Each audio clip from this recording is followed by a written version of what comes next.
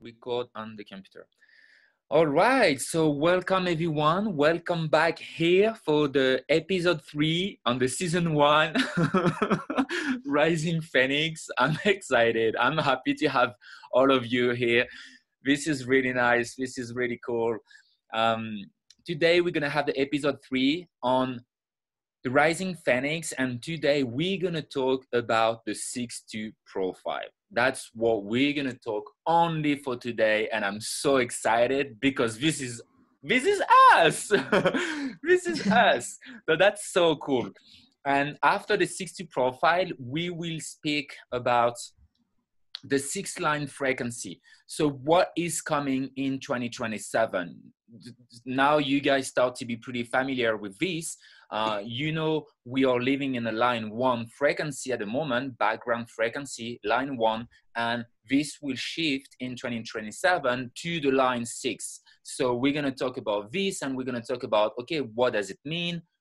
What can we expect? And blah, blah, blah, blah, blah, blah, blah, blah, blah. All right, so before we start, actually really wanna give credit to Tom and Cheryl for showing here, you know, every Sunday to put this together, you know, to put this podcast together, because it's really cool. And without Cheryl and Tom, I wouldn't have been able to do it. So I really want to say thank you to Cheryl and Tom for this amazing podcast that we are able to do. And thank you to all of you as well, all of you on YouTube who are watching, you know, the live recording and giving all the comments, and all of you who are present every Sunday, because it is really nice to have you, and it really makes a big difference to have people right here, and, you know, not people who are just watching the recording. So thank you very much for being here. And what I invite you to do is, I really enjoy this little music, and I would love to listen this little music together, and to just take the time to breathe, just take a couple of breaths together.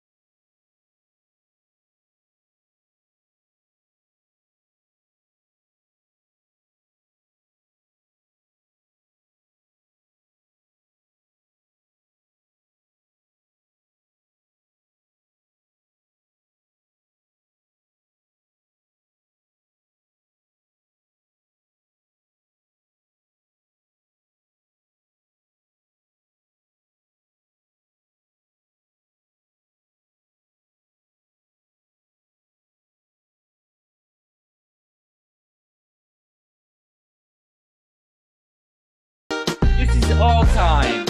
This is all time. This is all life. This is us. This is who we are. This is the optimism of being a 6'2". This is the beauty of being a 6'2". And again, welcome here. Welcome to all of you. And yeah, thank you for being incredible. Thank you for being here. Thank you for being yourself. Thank you for being this role model. Thank you for being a living example of your value. And yeah, thank you very much for being here. And I'm very, very happy. And okay, let's start this lovely podcast all together. Woo! Tom, how are you today? Cheryl, how are you today? Cheryl first. Yeah. I'm great. I'm doing good. It's it's fun. And yeah, thank you for asking. Did you have a good day today as well? Yeah, for so you, far, the morning. good Your morning. Day started. Yep. Yeah.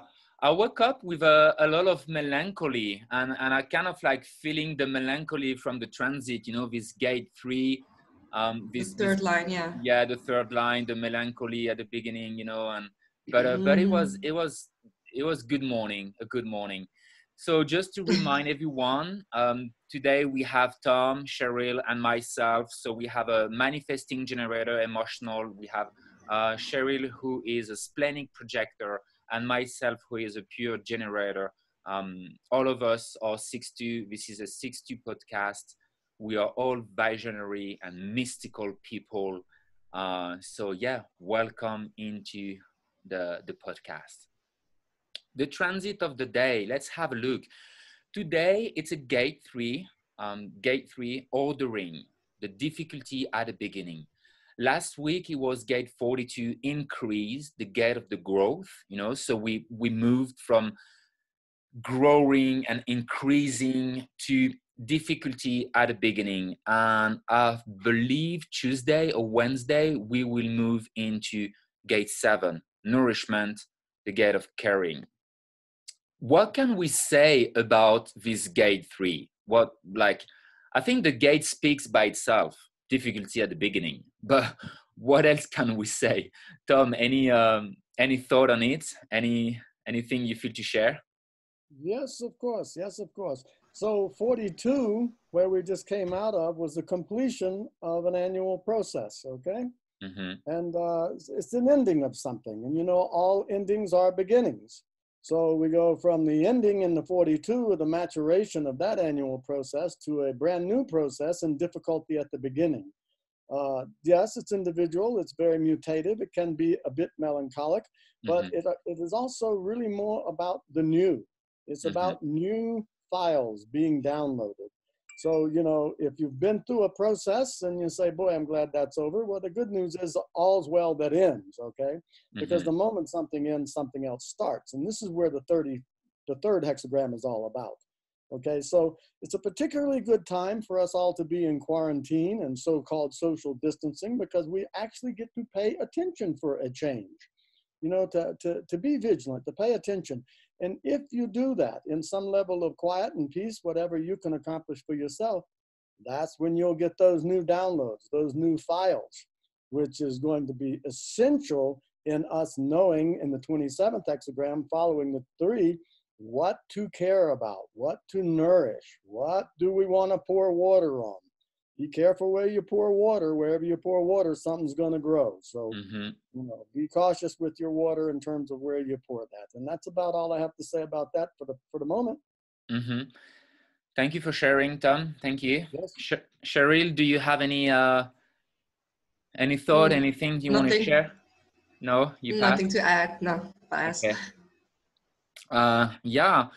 Well, personally, I can share a little story about this gate 3, which is, as Tom say, deeply individual, is part of the individual circuitry. And something that is good to remember is any gate in the individual circuitry is deeply melancholic. We have this chemistry in our body that is moving us with the melancholy, and the gate 3, it's yelling at you. It's yelling at, what the hell am I doing here? The gate 3 gonna be like, why am I here? What the hell I'm doing here? Because it's always the difficulty at the beginning. So we have this big melancholy that, oh my God, how am I gonna be able to do this? It's the unknown. And because it is the unknown, every beginning is the unknown. So we can feel deeply this melancholy that is within us, and especially when we don't have the gate 60, because it's like looking for something. It's looking on, how can I get out of this? And at the moment we have the gate 60, so the channel of acceptance, gate 60, which is limitation. Well, he adds something at it. He adds something that life will always be like this. Oh my God, I'm so melancholic. I feel limited. I don't know how to get out of this. Life will always be like this. Oh, and it can be very, very depressed. Very, very, it's a potential of depression, because you can see, guys, the gate 3 is pointing towards the root center, which is all about depression. And it can also be a gate with a lot of frustration, because it's coming out of the sacral. And as Tom say, at the moment, this transit, this gate is really, really asking us to be careful on what we put energy into it, because then we're going to move into gate 27, which is all about nourishment. And that's kind of like the transit today. That's what we are all experiencing. Can you see? We all experiencing being emotional, but we all also experiencing the deep pressure from the roots to transcend limitation. So we're looking for something to do. We're looking to get out of something that is difficult, something that is maybe not comfortable, but it's a pulse. It's an on and off. It doesn't occur like all the time. It's a pulse. Sometimes nothing happened. So it's deeply about accepting our limitation and accepting that it doesn't happen 24/7. It's a pulse. And at the moment we do have the pulse, well, we find energy, we engage, and that's gate 27, nourishment. So we're gonna nourish what we put energy into it, you know, to keep our tribe alive, to keep ourselves alive, to really nourish ourselves, to bring value to the tribe, to bring value to the survival instinct, etc., etc. So can you see how this energy is moving here today for the transit, and especially with the gate 3 here, you know? Yeah, anything else you guys feel adding and sharing, you know, about the transit, about what is happening at the moment, where we came from, what is happening here and now, and where we're going for the next couple of days? No, Tom? Yeah, Tom? Yeah, please. Let's look at a few of the other activations, because these activations are going to affect all of us in different ways. But let us look at it. We have the definitions. We see that, you know, we have the crisis leading to the progress, a so-called emergency. Every emergency is an opportunity to emerge and see. That's what the progress is all about, you know. That's what the crisis is there for, to cause us to take a look at what's going on in the human experiential way. So, but let's look at some of these other things. You look at the nodes. You have the 15-4, the wallflower. Isn't it lovely? We're all wallflowers in our home right now, paying attention as opposed to what we usually pay. It's quite lovely, right? Yeah. Okay, and in that is an opportunity. The 10th hexagram, 4th line, this is the profile line of the 4. It is opportunism. Okay, we have a real opportunity in this wallflower, in this so-called forced lockdown. You know, I think it's a joke. Lockdown, for me, it's more about freed up than locked down. I hope other people are feeling that, because there is a tremendous silver lining, if not gold lining, in this cloud that we're all under, supposedly. The crisis is only temporary. The moon is going to be there for about another 8 hours, and then that moves away. And so that process goes away. In that moment, you want to say, well, where's the progress? What did I learn? What's in the 3? What are the new files? Yes, there can be melancholy, but there, you know, melancholy is referring to half of the wave, you know, elation to melancholy. Bear in mind, what's coming in 2027 is not about the wave anymore. It's about clarity. There will be people that will be born on the world that they will not have this motor running the way we do. We're looking for emotional clarity because we have this motor running in the wave. But when the new species shows up in 2027 with emotional awareness, not all of them, but some of them will be the real examples. They are going to be very different, very, very different. They're not going to have a lot of melancholy. They're going to have a lot of clarity about what to choose. It's going to be rather clear to them. It's not going to be all this confusion, okay? Something to ponder, you know. The future is not going to fit into the pasture. The pasture is the pasture. Nothing there but stuff to step in. Usually doesn't smell that good. The future, we don't know. We don't know. So be receptive, be willing. This is, if you're paying attention and quiet and still, the wallflower, the opportunism of going through the crisis. Look at what's coming next, the 21-6, chaos. Oh, we're all in chaos. Isn't that lovely? A new order can come from the chaos. You're not going to get a new order when you're strong in your position. You're going to get a new order. Think of it, aloofness to being in control. Isn't it lovely to know that we are not in control? Yeah. There are larger forces at work here. Maybe we want to, instead of assume we have to be the force, maybe we want to attune ourselves to the force as to what those are. And I'm not getting my news from, Boston. I'm getting my news from further out. There's larger forces at work here than the average earthling is aware of. Let's look a little bit more here. We have the 36, we have the moon conjunct. Oh no, the 35 well, look at there. Venus will be around for a while. Venus is going to bring a lot more progress than the moon's going to bring a little crisis. Okay? It's going to be around for a while. And that's what you want to pay attention to. Every emergency is an opportunity to emergency. Let's go on down and look at the beautiful conjunction between, we'll skip Mars for just a second, we'll get back to it. Look at Jupiter, the 61-6. Oh my God, inner truth. And it's been here for a little while now, the 61. And will continue to be. And not only that, but look at Pluto conjunct with it. Yeah. Now Same. you got expansion and you got grandma. You got the truth and you got expansion. Man, is this a time to pay attention. Notice those are both individual gates as well. The 61 is an individual gate. So all this new material coming through, if we're willing to let go of the old to make room for the new, and what is letting go of the old? It's saying, I don't know. I don't know. Yeah. What does that put you in touch with? Your receptivity to something new. So that's enough for now, but there's always more. Yeah, and that's something I can feel as well is the difficulty from people to let go on what they know, because they're all like, oh, I wish we can go back to the normal. I wish we can go back to normal. And I'm like, well, wait a minute. Do you mean that the normal is for you, going to work a 9 to 5 and being a slave and, like everything that we knew just a few months ago, all this life that was on earth, is that normal for you? Well, I really hope we're not going to go back to this, because I don't want to go back to that shit. I don't want.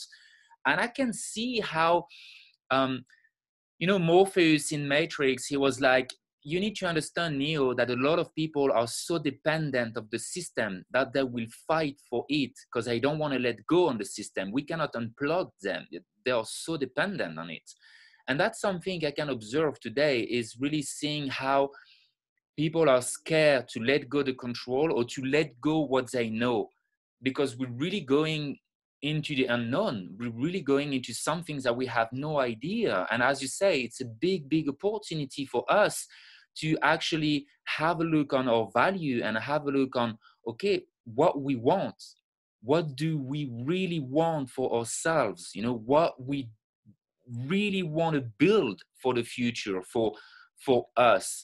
Because today, obviously, the system, it doesn't work. It's broken. It doesn't work anymore. And it is a beautiful opportunity to build something new, to go over something new. So yeah, totally. And inner truth is a big part of it. Can we define the word normal? It's just a setting on the dryer. Yeah. What? Why be normal? We're separate from the call unless it's a good call. We're not here to be normal. Yeah. So let's talk about it. Okay, so we're gonna talk about the 60. Quickly, for you guys who don't know, there are 12 profiles in the human design. 12 profiles. Really, I apologize for today because I was so busy this week, so I didn't really made beautiful slide. I just picked random pictures on the internet and I put it together to have a slide for today. But it's nice anyway. The way we can find the profile, for those of you who don't know, it's the first 2 lines on personality and the first 2 lines on your design, and that's what will define your profile. So for example, when you go on your body graph, okay, so this is my body graph, this is my chart. I can see here I have gate 10, line 6, gate 15, line 6, and here 18-2, 17-2. So that will define the profile for someone. So you have a 6 and 2, right? So let's say, for example, I'm going with this person. So she's a 2, 4. Okay, so can you see, guys, how we define a profile, how we find a profile? Cool. So 12 profiles. So let's talk about the 6-2. You know, the 6-2 is here. This is the role model hermit. We have conscious line and unconscious line. The conscious line, the personality, is the 6. And the unconscious line, the design, is the 2.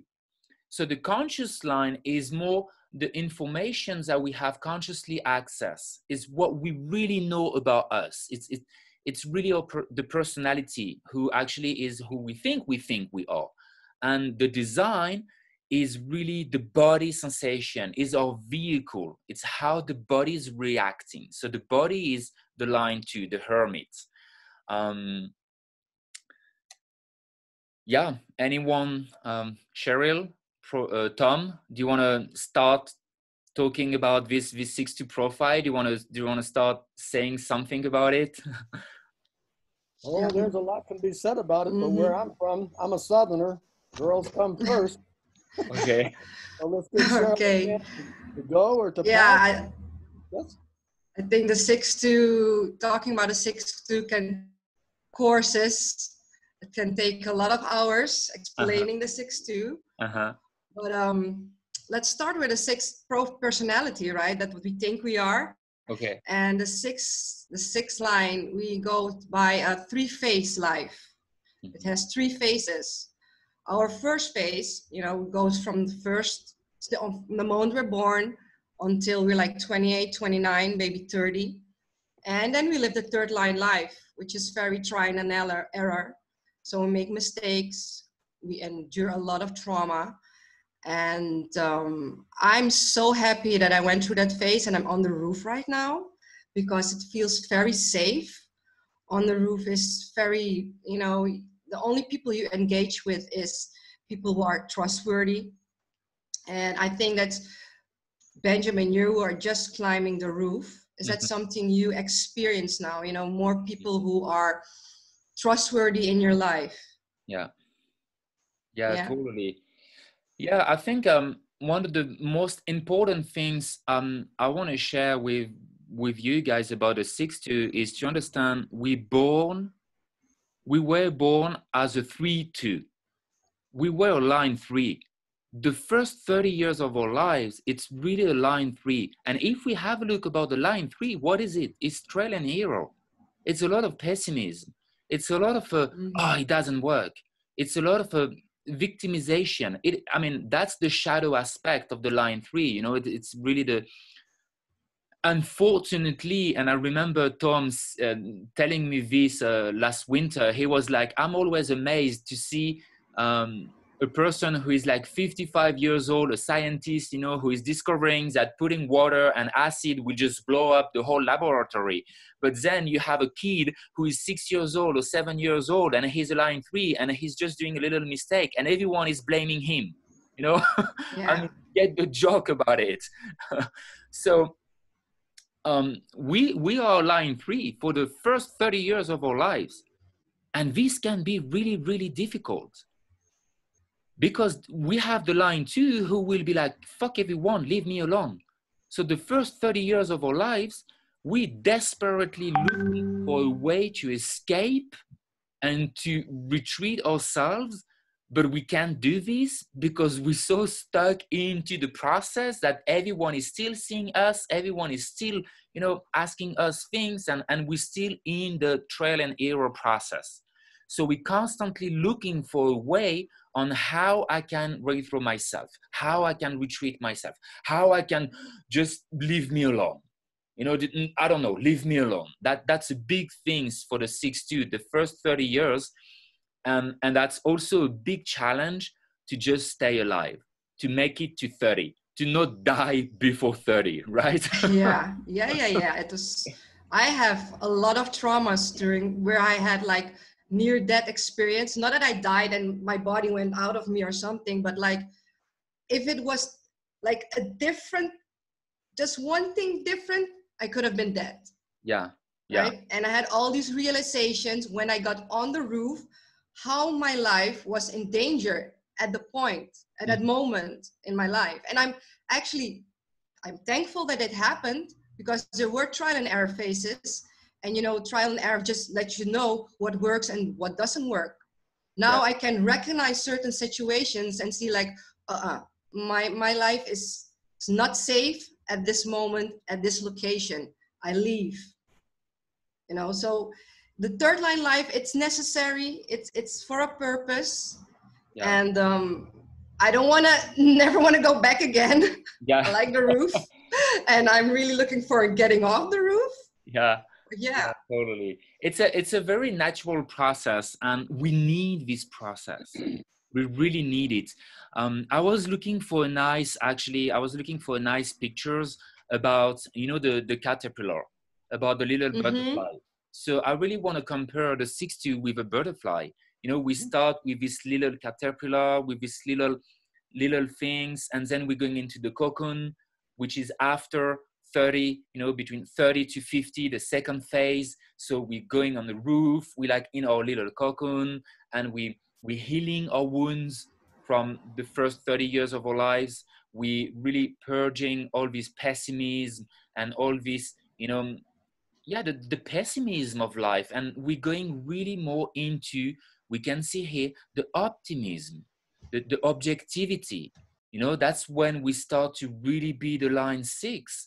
And after 50, when we are off the roof, when we're going back into the world, when we re-engage with the world, that's when we become this beautiful butterfly.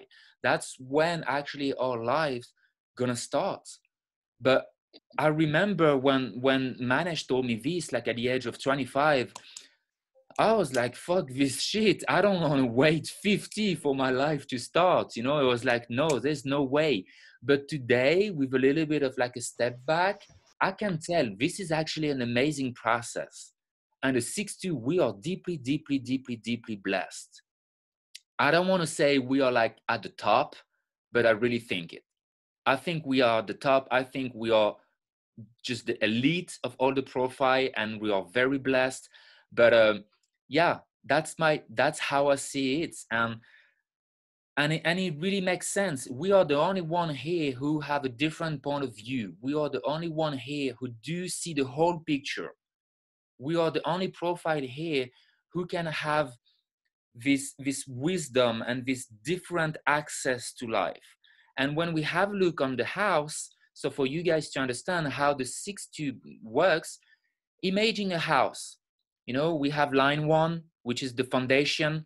So the foundation of the house, the line 1 is only here like foundation, insecurity, and always trying to have a introspection on something, you know, always feeling insecure. And then you have the line 2. The line 2 who is in the living room. The line 2 who is deeply, deeply, deeply talented. But the line 2 doesn't know that she's talented. You know, it's the inner talent. It's the freaky genius. We blind. In some way, we blind. I mean, how many of you, you know, are like, me? Oh, really? Me? I can do that? Oh, okay. Okay. You know, how many people tell us, oh, you're so good at doing this? Oh, really? Me? Oh, that's nice. Thank you. Well, we don't see it because for us, it is normal. How many times I find myself doing something and it's absolutely normal for me to do it. And everyone is like, hey, how did you do that? I don't know. I don't know. I just did it. That's the natural talent of the line 2.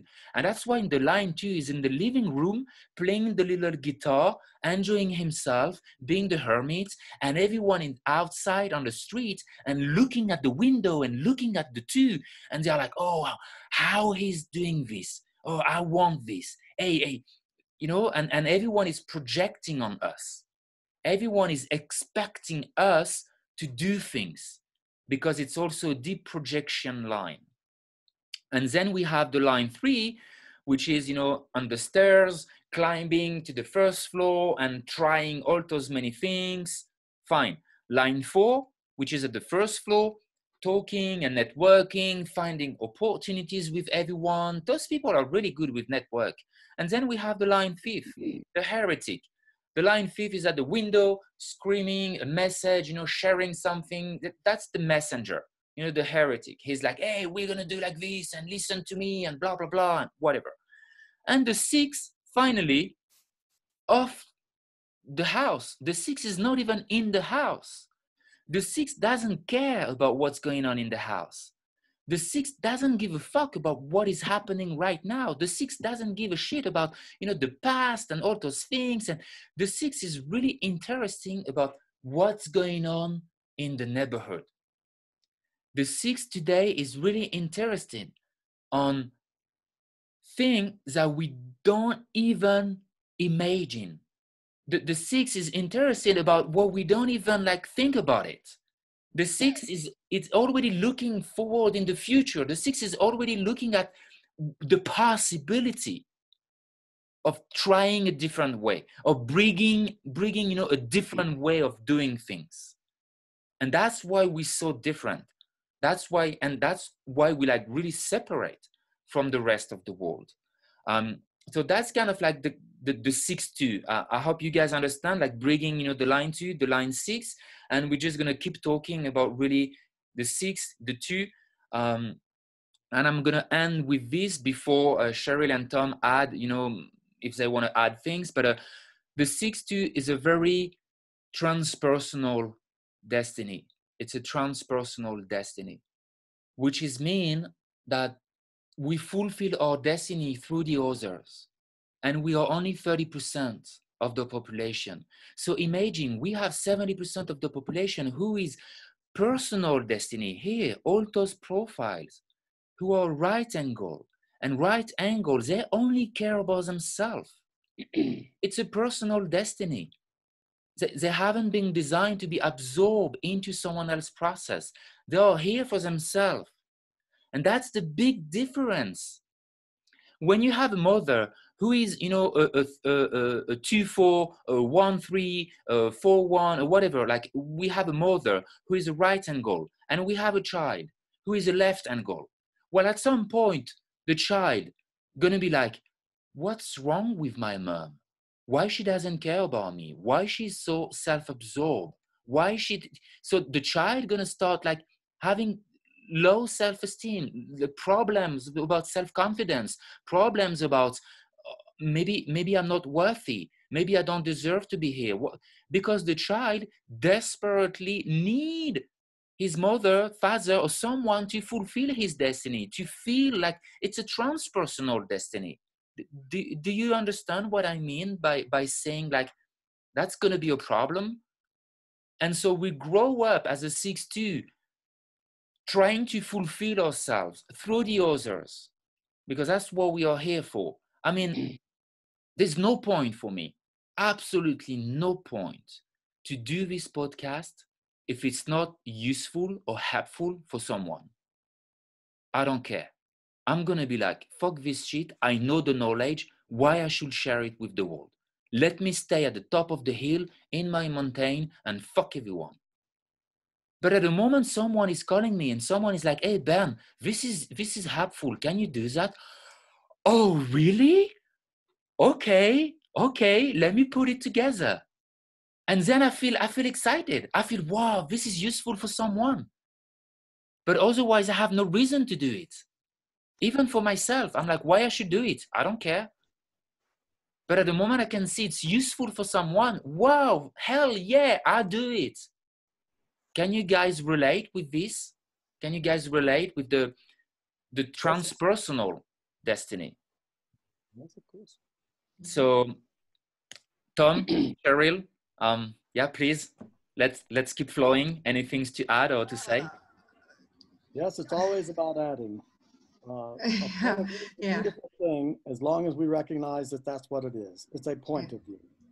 Yeah, when exactly. we take our point of view to try to negate someone else's point of view, we miss the whole point. When we add to another's point of view, now we start to get a scan of the view, and we keep adding that together. Eventually we see what's there. So I have a few things to say about the third line, because that's where this conversation started, was the third line and the pessimism and the so-called trial and error. Please note, pessimism is an intelligent response to the fact that so much doesn't work. It's a sign of your intelligence to be pessimistic, that you were told to do something a particular way, you tried it, it didn't work, okay? But another thing about the third line to understand, is we, 6 lines, okay, sitting at what we think of as the top, up on the roof. We're being held up by all those 1-3s, those 1-4s, those 2-4s. They went out and gathered that data, okay? We have a natural propensity towards that. In our first 30 years, we were talking about the first third of our life, or the first phase of our life, because we are in the so-called, please understand, I always say so-called trial and error process. First thing I tell a 6'2" that's less than 30 years of age, and the first thing I tell any third line, whatever they are, whatever age they are, I tell them something that's very startling. I say, you have never made, nor will you ever make a mistake in your entire life. And they look at me like I'm from freakazoid from a different planet than the one they live on. If this group of people here, all these 6'2s that we have here, if the majority of them are close to just getting on the roof, then I'd like to tell a story about the third line, because I want you to understand very clearly what the third line is. But we'll need to poll. If we've got a bunch of people that are in their third phase or late in their second phase, it may not be so valuable. But I do believe the third line story is valuable to get across to people, because they get a lot of finger wagging, okay? They're used to the finger wagging. Oh my God, are you always gonna be this foolish? And you have to tell a story to get around the mind, which has been conditioned to believe certain things that are not necessarily true. These things, we can and do say anything. Weathermen and lawyers are paid for lying on a regular basis. Why should we be so impressed with this? Talking and farting is just the release of air from different ends of the body. It's not that impressive. So let's get to the truth of the matter. The third line does not make mistakes. They make discoveries. Discoveries about what doesn't work and what does work, okay? So there is no real pessimism here. The reason you become pessimistic is because you've been fed a lot of nonsense that doesn't work. I call it mushroom management. They put us in the dark, they feed us a lot of shit, and they cut us off at the knees and wonder why we can't progress, okay? I mean, that's where we live. Now, it's not where we're going to continue to live. That's our job to put an end to that. And above and beyond that, it's not on our shoulders. It's a genetic firing that's happening. New species coming in. They'll never buy into that crap in the first place. Somebody tells them they make mistakes. I say, well, your opinion is not a strong contribution to my experience. Thank you very much, but, you know, whatever, okay? The business of being normal, okay? The so-called collective wisdom, the so-called military intelligence. Give me a break. These words don't belong in the same phrase, okay? They're opposites. So please understand that the third line is the one. And we are all third lines in the first 30 years of our life. We are the ones that are willing to take the fall. We are the ones that are willing to go out there and bang into it. The 6'2s, they call us the good that die young, okay? Because we think we're wise, and we're born to be wise, but you weren't born wise. You were born to be wise. So how do you become wise? By going through experiences and discerning which ones work and which ones don't work. So you go up on the roof after 30 years of, holy shit, where are we? Okay, 30 years, you go up there and you turn that pessimism, which is an intelligent response, okay? You turn that to optimism by you sit up on the roof and you say, I can't believe they're still doing that. Oh my God, you gotta be kidding. But that's interesting. I mean, obviously something works. We're still alive, some of us, right? Something obviously works. So understand that the so-called trial and error process, so-called, there are no mistakes made. There are discoveries made. You liberate that person. All 6'2s need to be liberated from their first 30 years of life. That's why they go on the roof, to become aloof. Yeah, What is the 6'2? Aloof to the call. Yeah. It's very important what you say about to be liberate, because I feel it's a liberation. At the moment, you know, someone is telling you, well, you never ever made a mistake in your life, and you will never. You know, it's a big release to purge out this pessimism, you know, that we have been fed off because, oh, you made mistakes, and oh, you know, I'm 30 or I'm 35, or a lot of 6'2s that I met, they're like 28, 29, and they're like, oh my God, but look, like I'm still not married, I still don't have kids, or I'm still not sure about my career, and my job is a disaster. And I'm like, dude, just relax, you know, chill. It's normal. It's really normal. And just by knowing this, it's a big release. And even 60s who are like 38, 40, it's a big release as well to just know, hey, there's nothing wrong with you. You're still on the roof, and this is your time. The roof, it's really me time, and it's the time to heal yourself, to get your wound, and, you know, to put some bandage on your wound, and just to let go everything that is not you. I really see the roof as a return to innocence, you know, a return to who we really are in our true essence. So then we can go re-engage with the rest of the world at 50 and being actually this wise person. So yeah, it's important what you say, like this liberation. So thank you for saying this. Yeah. But let us be careful about establishing levels that are based upon supposed varieties that are not necessarily a strong contribution to the truth. Mm-hmm. Bear in mind, we 6-2s, born to be wise. We're not born wise. We went through that third line process. Mm-hmm. We should be the ones that are more than willing to congratulate third line beings for all the discoveries they're out there stumbling over and making for our betterment. Mm-hmm. You know, this whole thing about levels, that's an ego trip. That's an ego trip, okay? We're different. That doesn't necessarily mean better. I mean, I know 6-2s are the biggest friggin' hypocrites in your life, okay? That doesn't make them better, does it? Mm-hmm. You know, they have to be innocent in themselves. They have to actually be what they are, as opposed to what they've been conditioned or trained to be by a bunch of monkeys. Mm-hmm.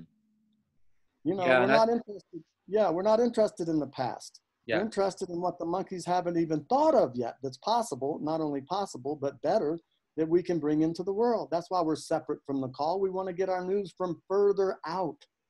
But bear in mind, some of that news comes from those third lines, those second lines, those fourth lines. Everybody's in this together. There is no separation here. We're all in this. Take one part off your car and see how long it takes you to get where you're going. It all works together. We all work together. Mm-hmm. Each one of us is a facet that makes the cloudy stone brilliant they call a diamond. It takes all of us. There's no one up, there's no one down. There's just viva la différence. Yeah. Wow. I really agree with this.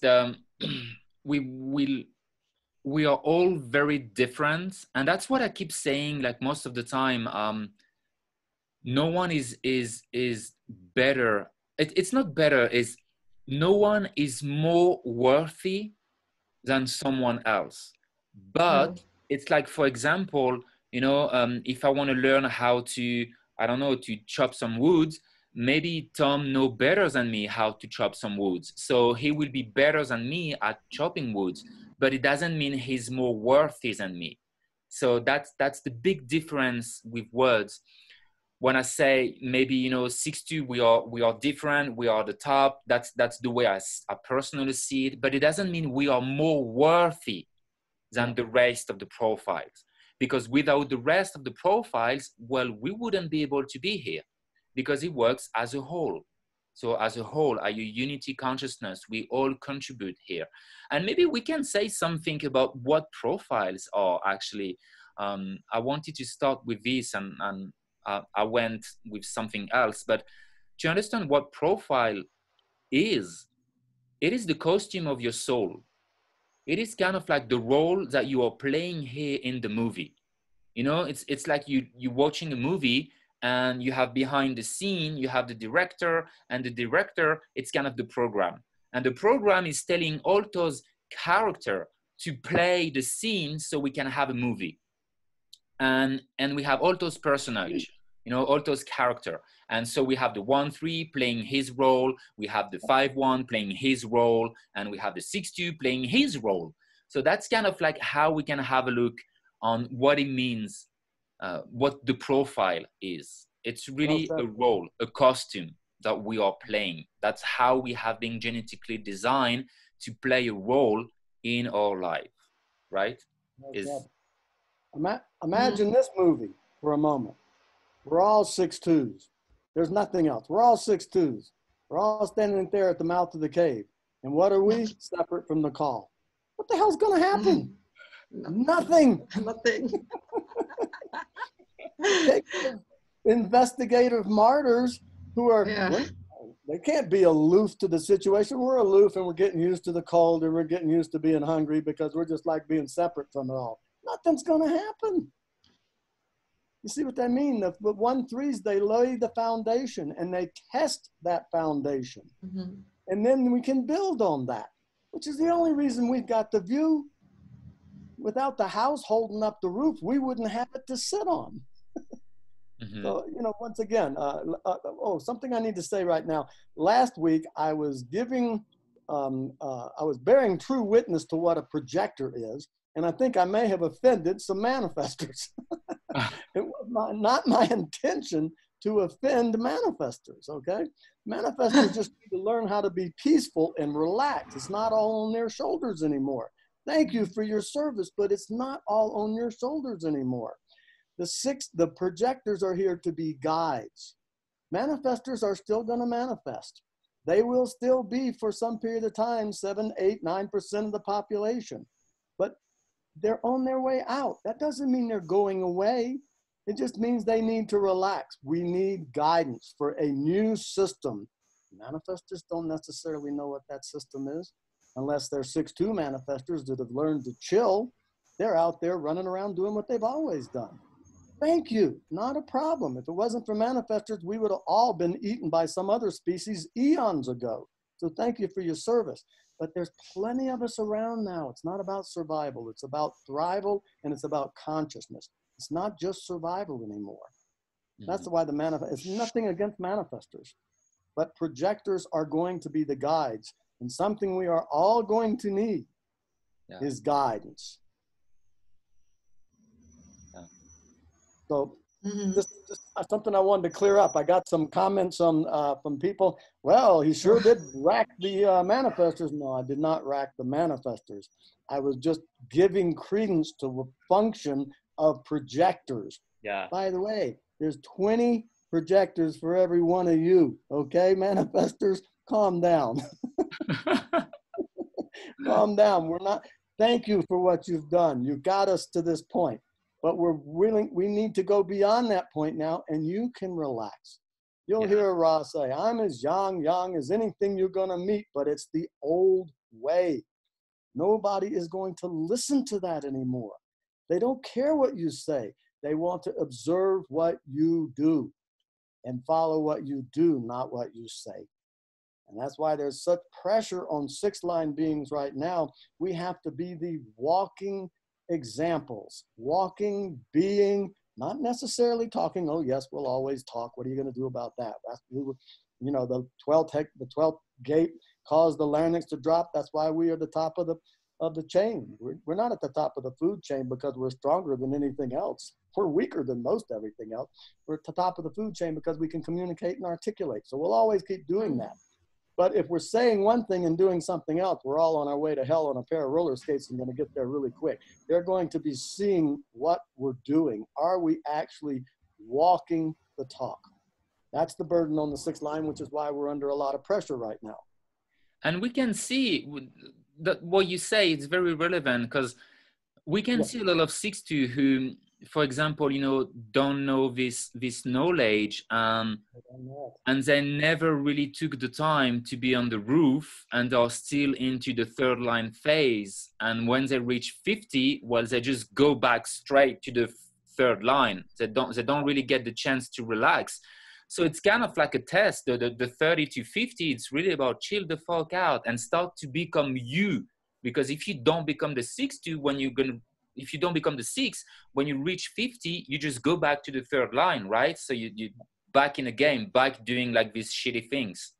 Yeah, you go back to the past or you go to the future. There's a choice to be made there, okay? And we're not historians. 6-line beings are not historians.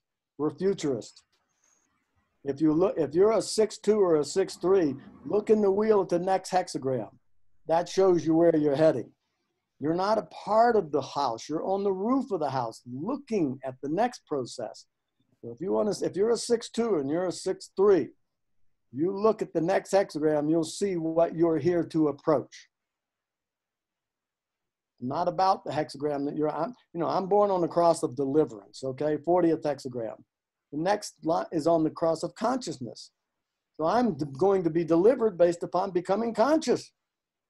It isn't based upon showing everybody I'm the greatest trip that ever hit this planet. I'm not. I'm just another facet in the rock. So there's a great difference in all of us, and yet there's a great sameness in all of us. Truth of the matter is there's really only one of us here. Aren't we all going to the same place on the same mud ball at the same rate of speed? Who the hell are you going to get ahead of?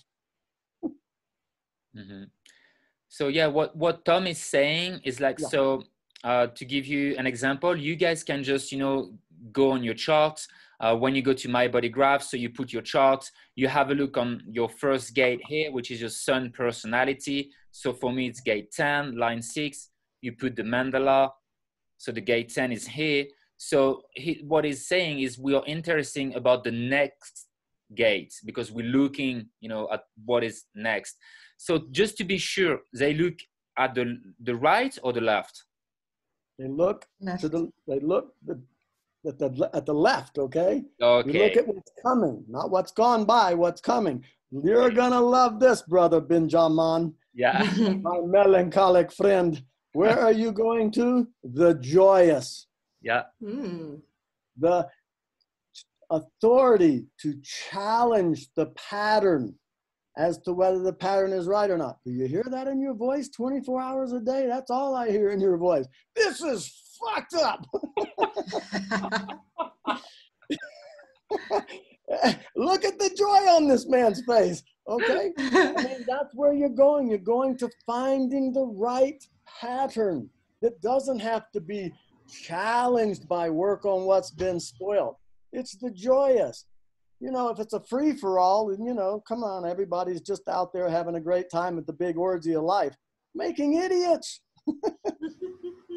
Who are you planting these seeds in for what purpose? Musicians, the first thing they do, we were talking about family before, okay? Mm-hmm. First thing musicians do is tune their instruments. Imagine relationships. Think about your mom and dad. Imagine they were resonant or harmonic as opposed to dissonant, which most of them are. What would resonance, what would it produce? More resonance. What would harmony produce? More harmony. What will dissonance produce? More dissonance. Yeah. So you see, I mean, there's a level of awareness and consciousness that is coming here that will straighten out all of these supposed problems. Yeah, totally. Yeah. And that's why I say it's going to be a gigantic step from the first line to the sixth line. Yeah. That's not the same as going from the 1 to the 2, 2 to the 3. This is as big a step. This is and suddenly in evolution. Mm-hmm. And you can't imagine. And this is what we're trying to get you to imagine. Yeah. How comfortable you are going to find yourself in the world when it is a 6-line milieu.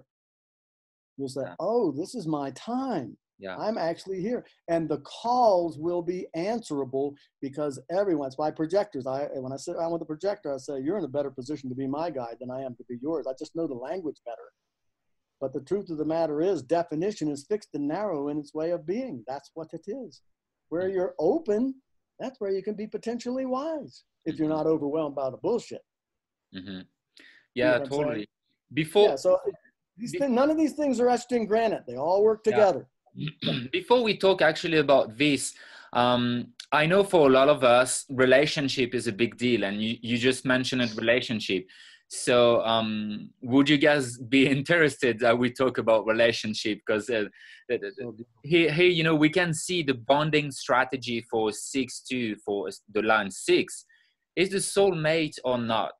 What does it mean? So just to give you a little of details, and from my experience, I really remember myself for the first 30 years of my life, I was desperately looking for the soulmate, looking for the right partner, looking for the perfect partner. And I was constantly trying to change my girlfriend and to make up her, the way I wanted her to be. So I was constantly trying to change her and I was always end up big frustration. I was always end up, frustrated. It wasn't the right relationship. It was.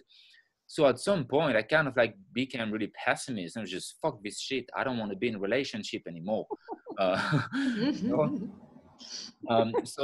So yeah, we deeply looking for an example. We need a partner who is really inspiring for us. We need a partner who's gonna be our role model. We need a partner who really inspire us, the way the partner is living, the way the partner is doing things, because we basically need someone like us, someone who we can relate and we can say, wow, this person is inspiring. Yeah, that's my boy, baby. That's what we need. So that's the soulmate. And usually the soulmate comes after 30. But a lot of us, I know in the Facebook group, in the website, in the group, the 62, a lot of us find their soulmate before 30. And they're still together. They still are together. But that's really the bonding strategy for us. We can have many lovers, but at some point, we really want to bond with someone who is our soulmate. And mostly the security strategy, as you can see here, is trust. Trust for 62 is everything. I give my trust like in a second.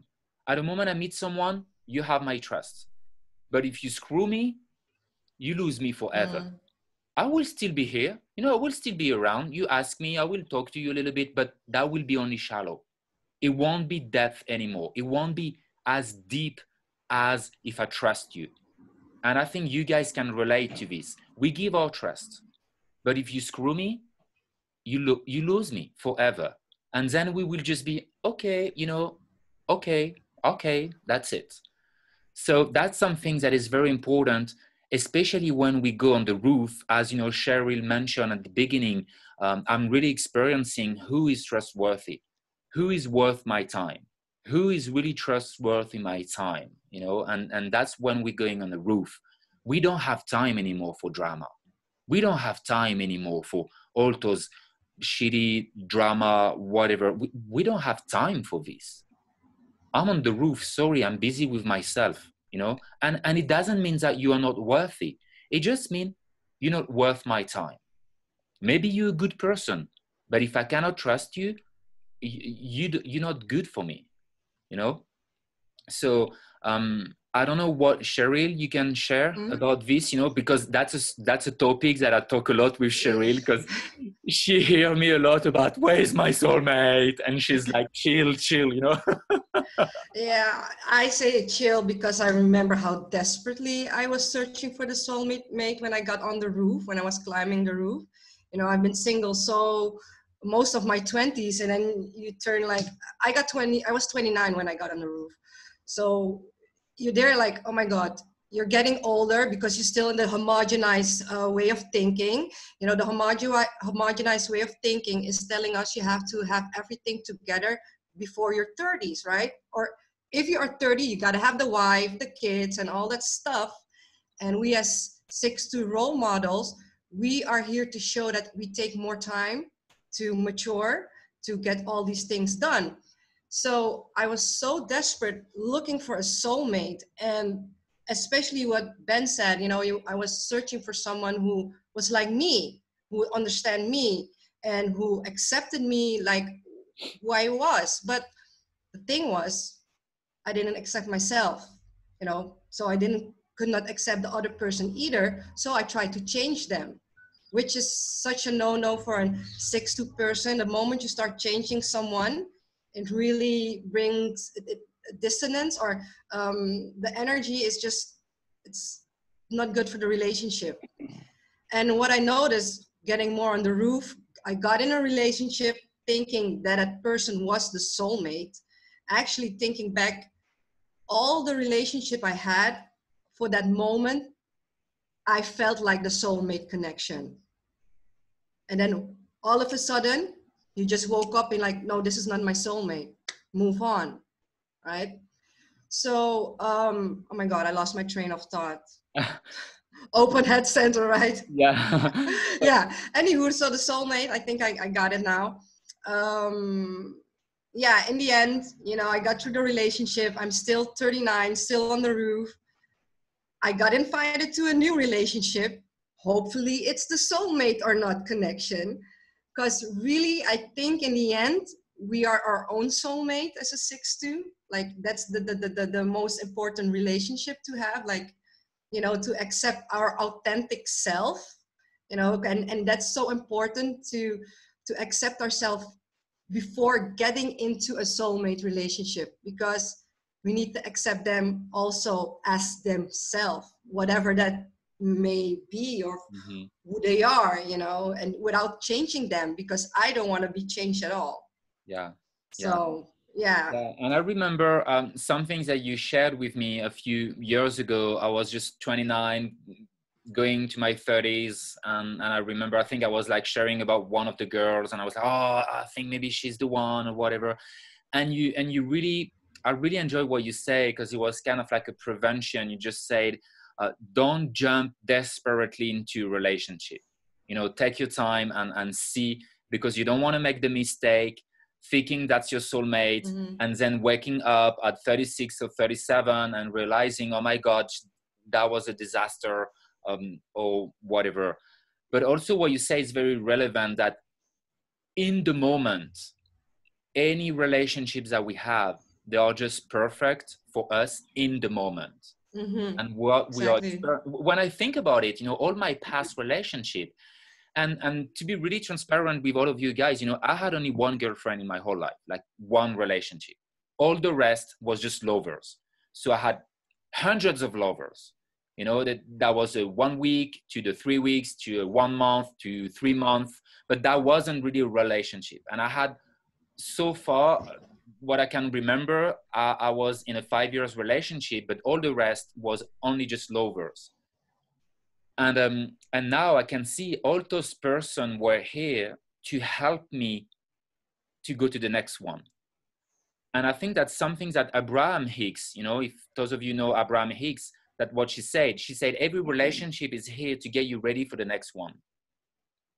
And one of the most important relationship is obviously with yourself. And that's what you said, the soulmate is with yourself first. And one thing that Ross said about 6-2 is, when we are on the roof, it's really all time. And the 6-2 really do a lot of masturbation. You know, we enjoy this masturbation, this alone time, me time. And that's something that is really important for us. And that's part of the healing process when we are on the roof, is learning self-pleasure.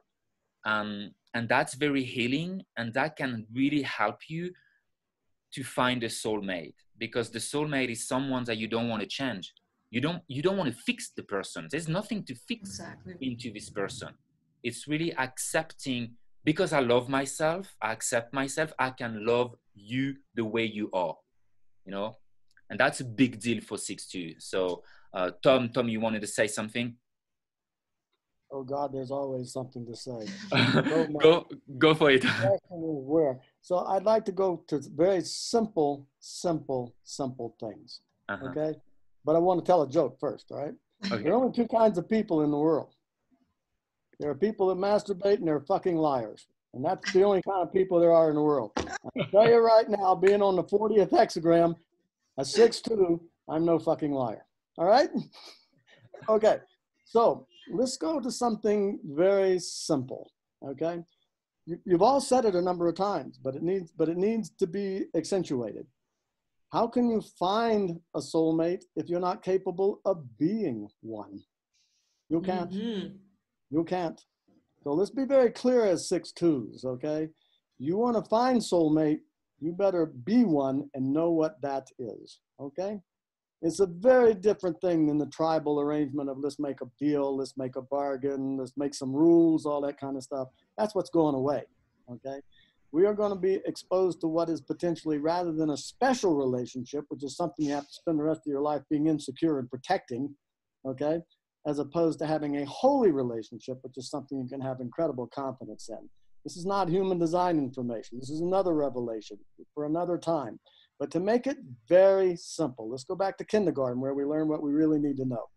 You're going to play music with somebody, first thing you're going to do is tune your instruments, okay? A 6-2 is going to have a much more efficient whatever it's going to be with another 6-2 or a 3-5 because there's resonance and there's harmony, okay? A generator should be with the generator. A manifester should be with the manifester, a projector with the projector, okay? All these things, that's building the attunement, the resonance. In other words, it's much easier for an Afghani to have a relationship with another Afghani. They speak the same language. There's enough genetic variety amongst pigeons for pigeons to mate with pigeons. If a pigeon tries to mate with an eagle, some bird's going to lose a lot of feathers. And by the way, it could be either bird. It's not just about brawn and strength, okay? So to find something that you can relate to, okay, that you can be resonant with. Imagine if you have if you know, you said it, it's the luck of the draw. The luck of the draw, sometimes 6-2s end up with 6-2s. These are the people that have been married their whole lives and happy about it. 3-5 finds another 3-5. They're happy with each other. You see what I'm saying?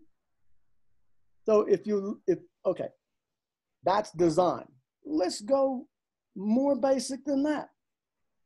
You walk up to a person, you think you're attracted to that person, you find that person interesting. So what? They're all interesting, okay? You like redheads, you like, fine, all redheads are beautiful, whatever. When you walk up to that person, first thing, if you're a generator, enter into any relationship correctly as yourself. You're chasing after it, good luck. Yeah. You're not coming from your place of power when you're chasing after something. You're the cat chasing the squirrel that's going to get its face scratched off the moment you catch that squirrel. If you're a projector, you're sitting in a place being who you are. You're not running around like a crazy energy type. You're just sitting there. Somebody who's like you is going to say, wow, she's kind of calm, like I'm kind of calm. I'm going to go over there and ask her why. Boom. So you're waiting for the invitation. Manifestors, hard on manifestors, particularly female manifestors, they have to go out there and get it. That's what's correct for a manifestor. You want to get in a relationship, initiate it. Initiate it. You're not here to be asked to dance. You're here to ask them to dance. Okay? You're a reflector. Oh boy, another time, a story for another time. Let's go to something incredibly simple. Once you've entered into it with your strategy, you've improved your chances. No guarantee, but you have become a lot more efficient in your chances. If you enter into anything correctly as yourself, it'll be there for as long as you're supposed to be. And when it's over, it won't be like having to bludgeon it to death to get out of it. So that's first. Second thing, you walk up to that person. You smell that person for the first time. You know how much smarter dogs are than we are? Mm-hmm. They go up and sniff one another. There is so much information in that smell. The nose knows. If you walk up to that person and you don't like the way they smell, they're a friend. Maybe a friend with benefits, but they're never going to be a lover. It's not about whether they stink or not. It's not about that. It's when you step up to that person and you breathe in their smell, their aroma. Does it go deeper into your lungs than any other breath has? That's telling you something, but it's only saying proceed with caution. Happy hunting grounds is not a guarantee. It's just happy hunting grounds. So let's go further. Now you've been hanging out with this person. You like the way they smell. Your visceral reaction, if you're a generator, you relax more, okay? If you're a projector, you feel empowered by their energy. If you're a manifester, it's like you got to initiate and they were willing to respond. You know, all these things, how we build these things is how well they're going to function. So you're hanging out with this person for a while. You like the way they smell. You enjoy being around them. So now you're going to get into a place where you're going to be willing to taste something. You're going to kiss them. You're going to taste whatever you're willing to taste. If you love that flavor, proceed with caution. If you don't love that flavor, it's time to start backing out. It's so simple. This is not complicated. But if you start from a place where things are attuned or resonant, your efficiency level is going to go through the roof. If you're just out there throwing a hook in the ocean to see what grabs the hook, good luck. I mean, we have a lot of history. Listen to music. What is music about? All these rotten relationships. What, you know, why? Because you want to learn to drive a bulldozer, you go to school. You learn how to drive the damn thing, you get a license, and then maybe you can drive the thing, okay? You want to have a family, you want to be in a relationship, you just jump in the sack with something. Pretty random. So you have several tools here. The tool of design is look for resonance and harmony. Look for similar types. It's going to make it a lot easier. There's plenty of fish in the 1-3 ocean to find a 1-3 that'll suit you just fine. And it's going to be so much more efficient. But then go to the body. We talk about the visceral response. We talk about what's going on with our body. Do we, as a projector, do I feel my energy rising? That's a physical phenomenon, okay? If I'm a reflector, do I feel surprised by this? Wow, this is wonderful. I'm surprised by it, as opposed to disappointed. If I'm a generator, do I feel myself going, and breathing deeper and moving towards it, being pulled towards it? These are things to pay attention to. Stay in the physical for a moment. Smell, it's a physical sensation. You're smelling with that, you're taking in particles of that person, and you're going, or And taste. just to add something, because you say, Elena in the chat, she asked, what about manifesting generator? So manifesting generator and generator, that's the same, just to clarify.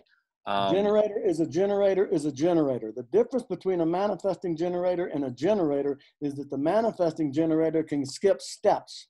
Yeah, but in Once terms of they've the got their aura, response, they can initiate. yeah, but they can skip steps. Yeah, totally. But in terms of the strategy, the aura, they're the same. Entering into it, a generator is a generator is a generator. Okay. Doesn't matter. It's an emotional generator. It's going to take longer. Okay. Splenic generator can have a response in the moment. Okay. There's all these different variations. All right. But a generator is a generator is a generator. Manifesting generators are still generators. Yeah. But once they've made a commitment, man, they're like a freight train going through the woods. Yeah. They can see things. They can be fast. But bear in mind that speed, if you hit the wall, there's nothing left. Yeah. So be cautious with the speed, okay? Yeah. You take your Testarossa into a concrete bunker at 115 miles an hour, there ain't gonna be no recognizable parts. Yeah. So once again, still staying with your response.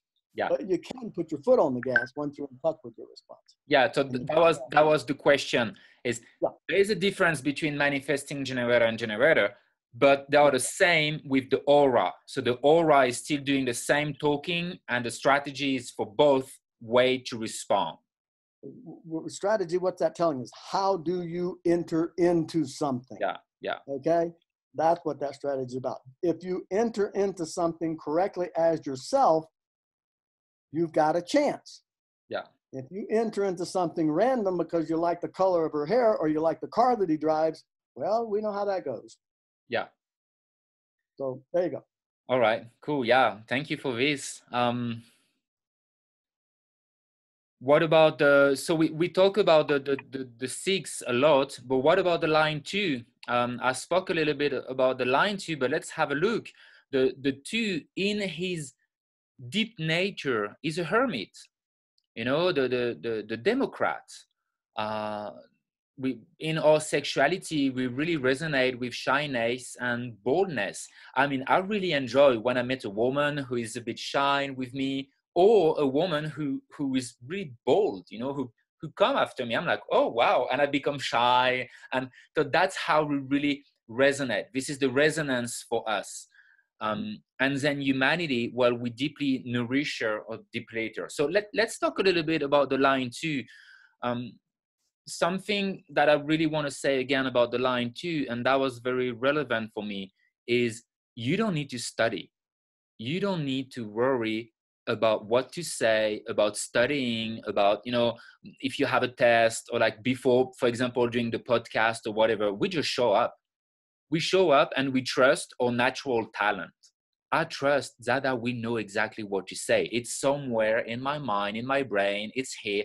And I trust the natural talent of the line too. It's like going, you know, to a test or going to do something. I'm like, okay, well, I trust, I know I'm going to be able to do it. So that's a very line two thing.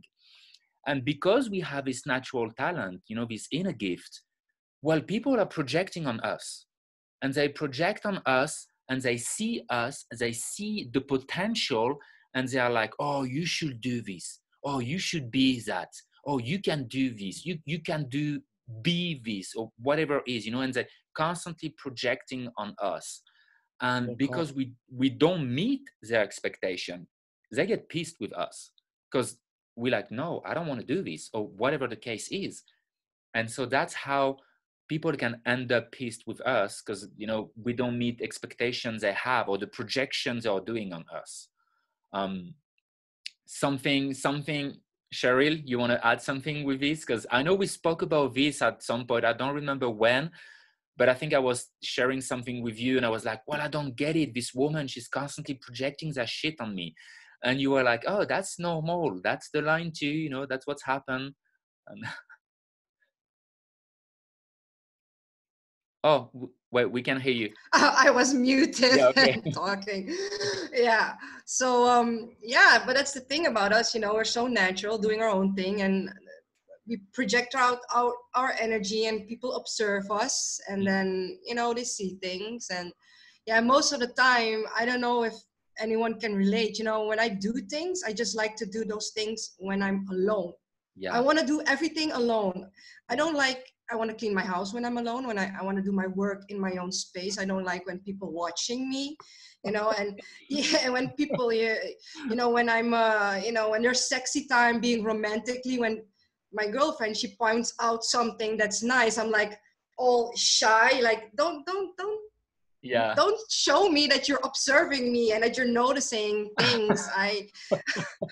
Even now, you know, sitting here, I'm like, so many people watching, and, you know, I want to, you know, I like it, you know, I want to be bold. I am being bold, but still I'm like, I like to do all by myself. Yeah, totally. It's something that I can truly relate to, as I really enjoy cleaning my house on my own. And I love, you know, sometimes when I go with friends outside, we hang out in a city and we do some shopping or whatever. I don't feel comfortable because I don't like people looking at me. I just enjoy going alone and doing my own things alone and doing my own shopping alone, or whatever it is. I enjoy doing things alone.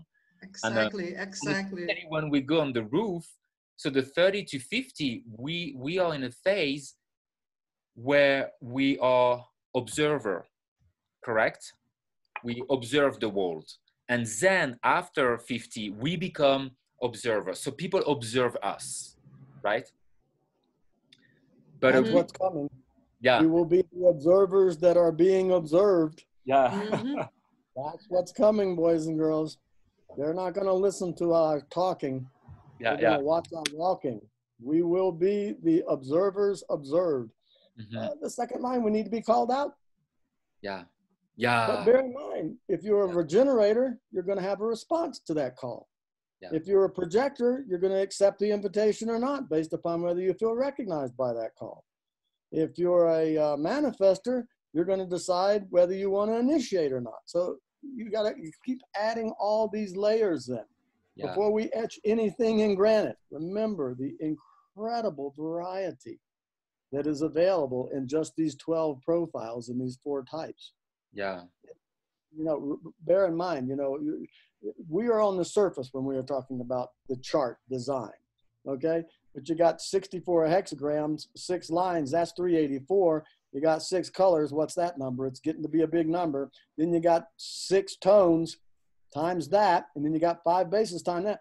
I mean, the variety is incredible. This is why we all have sameness in the sense that we're human, but the differentiation is unbelievably big. Yeah. So, you know, when you're listening to a generator He's talking about his generator or not, but he isn't going to give any credence to a projector's method of doing it. So bear in mind, you know, this is why it would be so valuable if you get into design, you want a reading, get a reading from someone that is your type, that is your authority, and preferably is your profile or a harmony of your profile. Something, it's like music, folks. Yeah. Our genetics are set up the same way music is. Yeah, totally. What do you want? Harmony and resonance or dissonance? Who's going to sit around and listen to dissonance? So, anyway, the second line is constantly being projected onto, which is why they need to be very educated. Hermits need to do a lot of self-education or go out and get a lot of education so that they know the difference between who they are and what people's projections are. But it's not like there's any harm in the projection unless you accept the projection as reality. It's a point of view.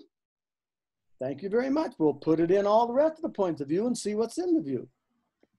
But when a point of view is turned into a judgment, boy, are we in trouble. Well, thank you. Carry on, Brother Ben. You're doing a beautiful job here. I love it. I love that you keep us on track. Thank you. Yeah, thank you. I think that's a lot of things we cover about the 6-2. Just to summarize everything, so you guys can really observe and see. You know, we have 3 big different phases in our lives: 0 to 30, which is a big trial and error. Someone asked a question in the chat. I think it was Nicole. She shared something, and also Elena, about, you know, how do we know we are on the roof and when exactly we are going on the roof? So maybe Tom can add something and Cheryl can add something as well. But I want to say first, when are we going on the roof? I want to say it is the beginning of the Saturn return. When that's it. When we hit the Saturn return, that's the beginning of, oh, okay, something is moving here, something is changing. Okay, we feel we are into transition. You know, it's transitioning. So that's when that's when we start going on the roof. Yep. And for the second question, when do we know when we are on the roof? I want to say it's very variable. It can really depend on anyone, and it takes years. It's not like you're going to wake up one day and be, oh, I'm on the roof. No, the 6-2 who tell you, hey, I'm 25, I'm on the roof. Yeah, okay, whatever, you know. But someone who is maybe 30 or 31 and he's like, oh, I'm on the roof. Well, it may be possible, but well done, you know, you went fast, well done. It's not a competition, by the way. It's not about who is the first on the roof. You know, everyone have a very, very different process. It can really depend on the first 30 years of your life. You know, if you have a pretty chill life, well, you will be on the roof faster, maybe. Now, if you really had a tough life, well, it's gonna take time for you to clean your traumas. And that's what it means to go on the roof. You know, I'm 33 and I feel I'm still going on the roof. I feel I'm almost there. I feel really comfortable with myself. I feel really confident. I do have a lot of self-love, more acceptance for myself. I'm way more patient. You know, I can really see the difference. Really less frustration, you know, purging out the pessimism. And sometimes I can see I have some pessimism coming out. I have some frustration coming out. And I'm shared with Cheryl and I'm shared with Tom, and they're like, be patient, you know, be gentle with yourself. You're still purging. You're still purging the 30 years of your life. You're still going on the roof. And I'm like, okay, well, so I guess I just need to be gentle and to recognize that I'm still removing some layers, you know? So it's not a competition. And I actually really enjoy the process. You know, someone one day told me, do you think the tennis player is only playing tennis for the trophy, or he's playing tennis because he's enjoying playing tennis? Exactly. You know, that's the point here. Are you saying you just want to have the trophy, Are you saying that you don't enjoy the game? What's the point of being here if you don't enjoy the game? So the whole point is really to enjoy the game. I don't want to go quickly to 50. I don't care. I enjoy the game. I really enjoy the transformation. I really enjoy seeing where I was a couple of years ago and seeing myself right now. And I really enjoy thinking about where I will be in a couple of years. You know, so it's all about enjoying the game. So I hope he answered your questions about, you know, how to know that you are on the roof. I don't think there is a specific criteria that are going to tell you, oh, okay, you're on the roof, but it will mostly be a feeling. You know, one morning you're just going to wake up and you will be like, inner truth, I know I'm there. I'm there. I feel peace with myself. I feel good. I know there's nothing to prove here. There's no competition. There's no such things as mistake. There's no such things as life purpose, because I get the chance to discover my life purpose every day, unfolding right in front of me by living my nature. It's not like I need to seek a purpose. No, there's no reason. We're here. We're already here. So I believe that just one day you're just going to wake up and you will have this whole consciousness, information, this whole like feeling that will be here with you. And then you will know. And then you won't wonder anymore, am I on the roof or not? You know, the question won't be here anymore. You will just know, I'm here, done. And then you enjoy yourself. So I don't know if you want to add something to this, but it is actually all the teaching and my time spending with Cheryl and Tom that I'm able to share this with you, because it's by looking at Tom, who is off the roof. It's by observing Cheryl, who is 7 years older than me. You know, that's what I learned from them. That's why it's a gift to have them and to be able to observe someone who is older than me. So, you know, they are my guide. So yeah, thank you. Yeah, Tom, please. If I speak to you today, Yeah. and I speak to you 7 years from this day, Yeah. every single cell in your body will have replaced itself, with the exception of a handful of them in your liver. Mm-hmm. Those are the only ones that remain constant. So what does that tell you? The transformation process is a 7-year period of vigilance. Mm-hmm. Why do you think they give us 20 years on the roof? It is not an instantaneous process. You are, in fact, on the roof, and you will know you are on the roof if you have gone through your Saturn return. It's a mechanical process. You will feel the presence of being on the roof when the pessimism starts to turn to optimism, when the subjectivity starts to turn to objectivity. When you find yourself, we have a signature, okay? You know what the signature of a manifestor is. Peace. Yeah. What are they going to be dealing with on the roof? Their anger. We know what a generator's signature is. Satisfaction. What are they going to be dealing with? Frustration. As you said, depending on what kind of foundation they were given in that third line process. How much of this did they get versus how much encouragement for the discovery process did they get? Okay? But they're going to be dealing with their frustration. What's a manifesting generator dealing with? Anger and frustration. So what's he trying to find? Peace and satisfaction. That's when you'll feel that you're on the roof and that you've crossed that point. Look what happens in that period of time. From 30, approximately 29.8, 29.6, whatever it is, to 50, 49.6, whatever it is, pretty close. You got 20 years. What happens? The nodal shift. Now that's when you might feel like you're really getting in the saddle. So what is that, the nodal shift? We're launched out of a cannon, okay, from our south node into the world. We get to the top of the trajectory. We've run out of propellant. We've run out of force. Now it's not a question of where you came from. It's a question of where you're going to. That's the transformation for everybody. To let go of the information that you were given to operate on. Number one, half of it wasn't true. The rest of it wasn't complete. So what is the second half of life? More of a discovery process. So as a 6'2", you're going through that transition, run out of steam. That's what they told me. Some of it worked, a lot of it didn't. You're not operating on that anymore.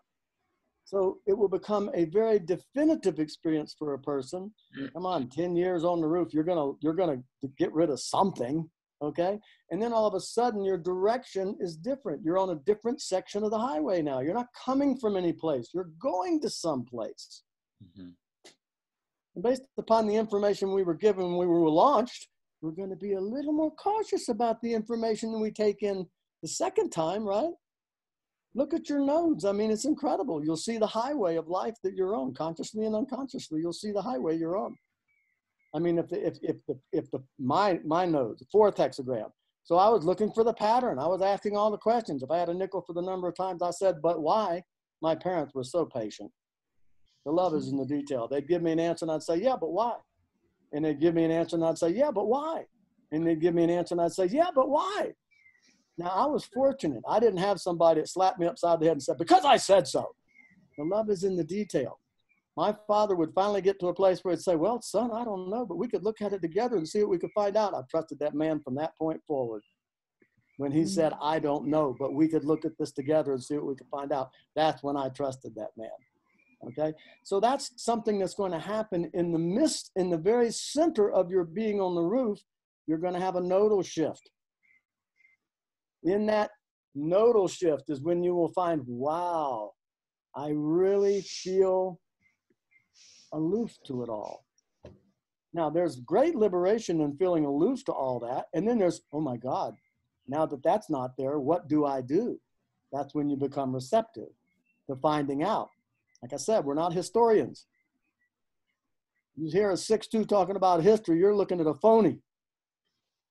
You hear a 6'2" talking about what could be if we were just willing to look at something more than what we think we see. That's a 6'2". So by the time you're in between 38 and 42 in that nodal shift, it is my feeling personally, because I went through this whole process before I even knew this was a process. I mean, I started in design, 27 years ago. Okay, I'm 67 now, so I was 40. I was in my nodal shift. I went through Chiron not knowing that it was coming, because we didn't talk about Chiron for a long time. It didn't mean I didn't feel it. At any rate, that's a lot to take in. What I would suggest, there's 54 chats down there. There's a lot of people with a lot of questions. Why don't we give some people some opportunity to have some expression about their questions? Ben, you're the moderator. You call on people if you can. So they can raise their hand or whatever, try to get your attention, and let's answer some questions for a while. Yeah, I think it's a good idea. It's been an hour and a half that we on the podcast, so I actually thought closing the 6'2" parts and going into the 6th line and talking about what's happening in 2027. But before doing this, if you guys feel, you need a little 2-minute breaks, if you need to just go to the bathroom quickly, if you just want to stretch yourself quickly, we can just take a 2-minute breaks, and then we can take some question about the 6'2", and then we just go for another 30 minutes on what, the 6th line going to be in 2027, if it sounds good for you, because it's a very fascinating topic, and I really want to take the time for everything. So let's take a 2-minute breaks quickly, just go to the bathroom, stretch yourself, and I'll see you in 2 minutes.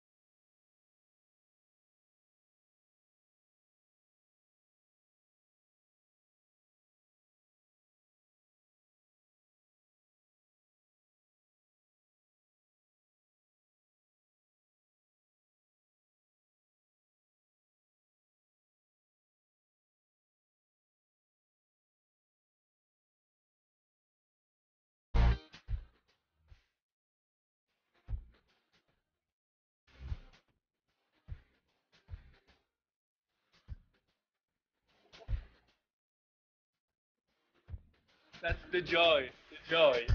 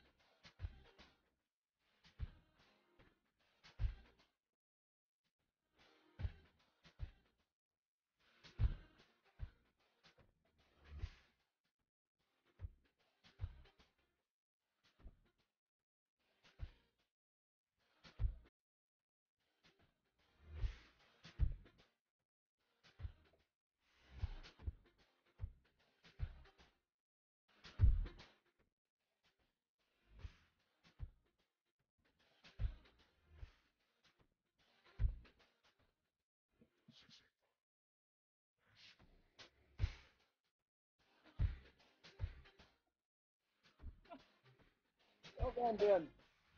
All right. I love this music. It's so much joy. It's A good so good. one. What about you, Brother Ben, heading for joy? You Yeah. know, joy, the joyous is the energy to challenge authority. That's your Yeah. process, Ben, right now. You are wrapped up in challenging where authority comes from, and you're going to find out it comes from within you. I tell you what, like I remember my time in the military, that was a pain in the ass for everyone because I had just so much joy. And they were pissed at me. They were like, "Why are you so happy?" Well, I was like, "Why is that a crime to be happy?" You know.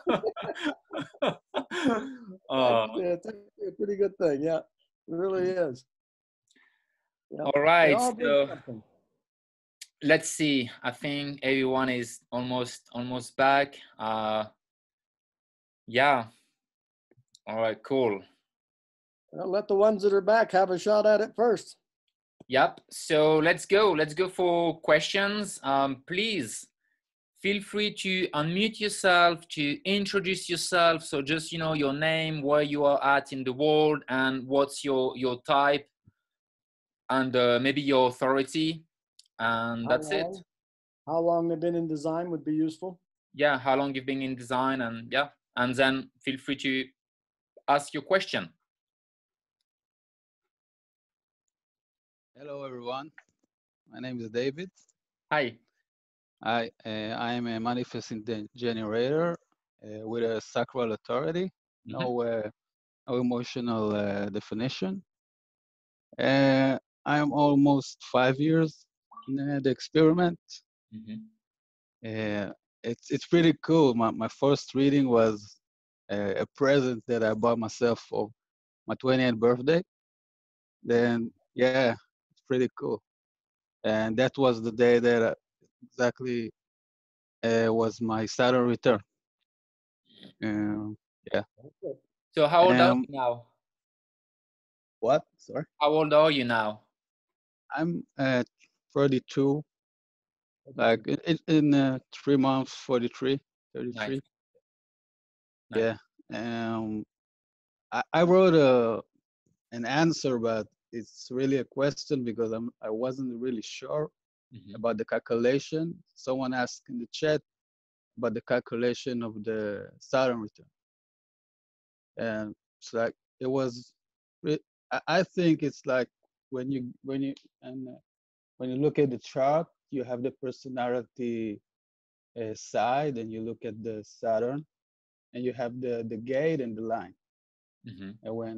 And I know that the full cycle of Saturn is very slow, something about 28, 30 years, and my answer is the Saturn return is when the gate and the line of the Mandela wheel complete full circle, and that's basically the Saturn return. I wanted to ask if that's true, is that correct? So your question is how long the Saturn return long, and if it is based on the gates and the line and doing a full turn in the mandala, correct? Yeah, Yeah, exactly. Tom, how long So you got your first reading on your Saturn return, huh? Yeah, it's like it's really funny. I'm from Israel. Uh, Yes. yeah, and it was very. It's like a movie, you know, because I'm studying Taoism. Even a year before I, I even know, like in 27 year before I even started with the human design. Okay. So I have all this background in Taoism that helped me a lot in all this human design trip. And so I'll study a little bit of Kabbalah even before before human design. It's really funny because all this thing just happens. You're not planning nothing. You meet people. I met my spiritual teacher when I was taking my cousin for to see him, and we met, and he was like, "Oh, cool. Let's start study this thing." So yeah, I'm off base, but what I really want to say is like I really feel that 6-2 is it's the real deal. It's not just something, a story that you read or something, that it's out of you. It's really, I'm really living it. It's not a story that. Nice. He lost Well, his. thank you. Oh, you freeze. Yeah. Well, thank you for sharing. He's freezing. Okay. Anyone else has like a very specific question about the 6-2 process? Like let's try to keep questions on the 6-2. Yeah. Sorry. It's okay. Yeah. Yeah. Really excited. Oh, you're back. Yeah. Thank you. So thank you for sharing because you froze. Yeah, it's my internet connection. Sorry It's about fine. that. It's Well, I okay. have to say one thing, and then I'd like to get your question if you have one, but I'd like to say one thing to you. It is amazing how right on time you were. And, Kabbalah is part of human design. Yep. It is a Kabbalistic aspect to design in the same way there's an astrological and a chakra and all that kind of thing. So it's just intriguing to me that you did that on your Saturn return as a sixth line being. There's something in you that already knows. So just wanted to honor that. Now, do you have a specific question? If not, then we've enjoyed what you've said. Yeah. I just flow with it. Yeah, thank you. I think it's really interesting what you just said as well, because like we can observe all of us. We are 7 years to go to 2027, and some of us just discovered design this year. A lot of people just discovered design this year or last year. So there's like something that is built within you that is telling you, hey, time to wake up, because now you have 7 more years to unfuck yourself and to change yourselves and to be correct, before 2027 is coming, right? Great awareness there. Great awareness there. Cool. Well, thank you for. Thank you. Thank you, David. Thanks, Thank you. David. Anyone have a very specific question on the 6-2 on Elena or Nicole, Christy? Do you guys? Too. It doesn't have to be a question. Could be a comment. Yeah, it could be a comment or something that you feel, Blair, something you feel you want to share. I'm curious about something. Yeah. So Blair 2962 manifesting generator emotional. Same as Tom, I noticed. How come we hear so much about 6-2s and we don't really hear anything about 6-3s?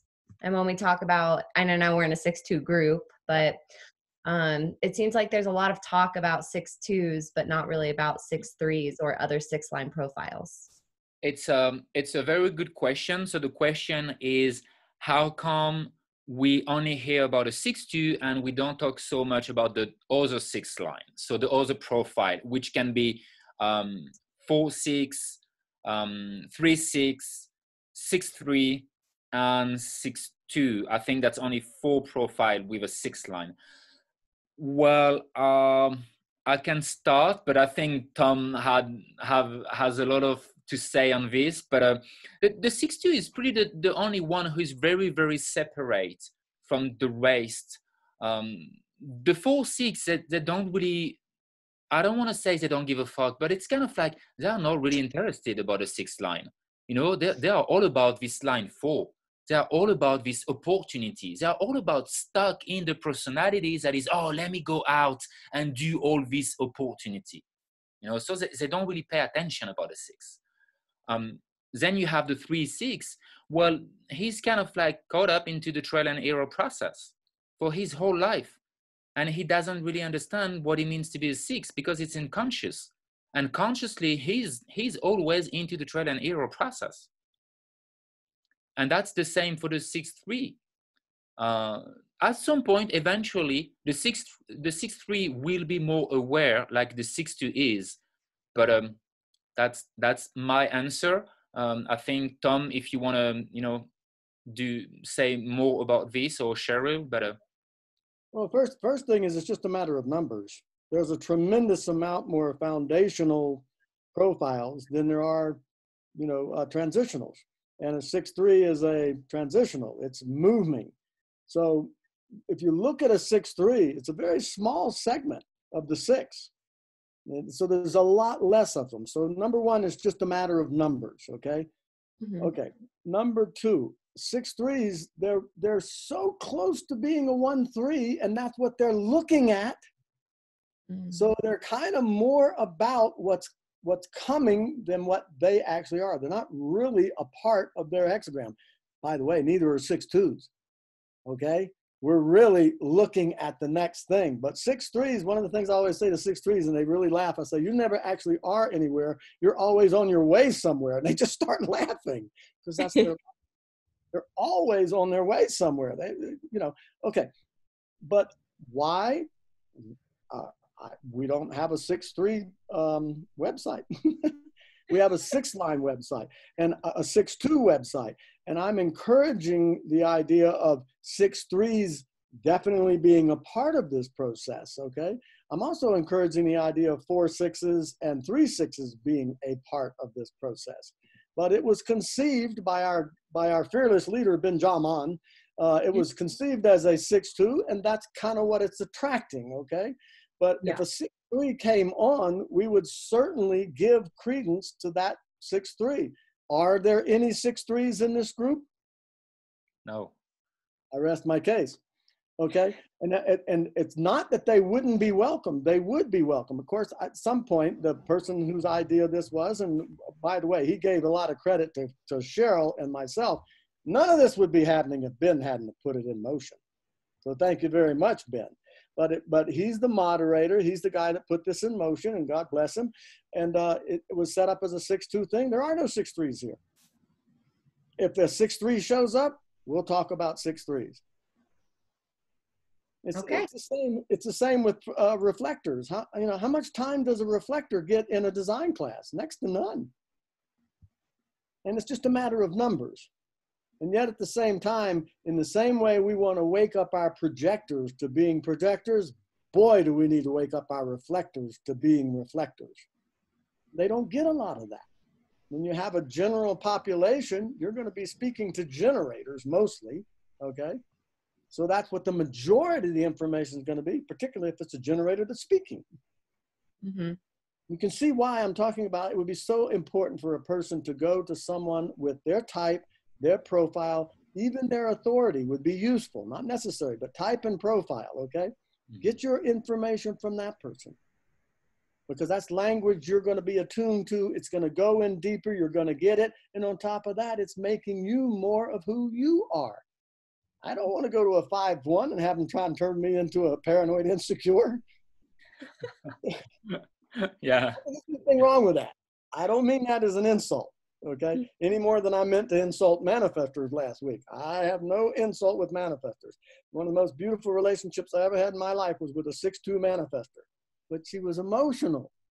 So even as a manifestor, emotional, they still have to wait. See what I'm saying? If I was a splenic manifestor or an ego manifestor, that might be another whole story. See what I'm saying? But at any rate, it's just a matter of who shows up. In this particular thing, we've got a filter up. It's 6-2s. So, Ben yeah, at this election could change that. And if he changes that, then we'll end up dealing with it. But he's right. The 3-6 and the 4-6, their 6 is unconscious. Mm. So to them, so much of what we are blah, blah, blahing about is going to be to them, what the fuck are you talking about? Okay? And I know I lived with a 4-6 for 37 years. I'll tell you, that's a wild thing. You know, Ra used to say the next prejudice is going to be profile prejudice. Them damn 4-6s. In a perfect world, everybody's fine. We just don't happen to be living in one right now. But we're being called to bring that about. And that's what we're here doing. Good question. Oh, yeah. Thank you. Yeah, good question. Thank you. Any questions about the 6-2, or we just keep going for the last? Let's try to do 20-25 minutes. So we're gonna talk about the precession of the equinox. So the return to the golden age, the age of Aquarius, which is here already, but the precession of the equinox will be in 2027. This is what will happen. And that's why we talk about precession. It's because we're moving backward. You know, we're not moving forward something, we're really moving backward. And that is something, and for those of you who know me today, I'm a very mystical person. You know, I'm a shaman, so I'm a very, very mystical person. I love all those things. I've been studying all those things. I traveled the world, and I went into a lot of the sacred site in the world, looking for those civilization, ancient knowledge. And one of the first things that the Egyptian said and talk about, so it's like thousands and thousands of years ago, you know, that spoke about the precession of the equinox. And those people were living here on Earth as a very, very advanced civilization. You guys believe that we are smart today? I mean, look at the world. We really aren't smart. We are the most stupid, frustrated, fucked up civilization living in the entire galaxy. We have created all those machines, all those weapons, all those things because the mind told us so. The mind say, hey, let's create this, so we're gonna pretend to be smart. But there's nothing to be smart here. And that's what is happening. We're going back. It's a cycle. You know, you need to see, you need to visualize a cycle in the universe. You know, we're moving into a cycle. And that's what Ra was talking about, global cycle.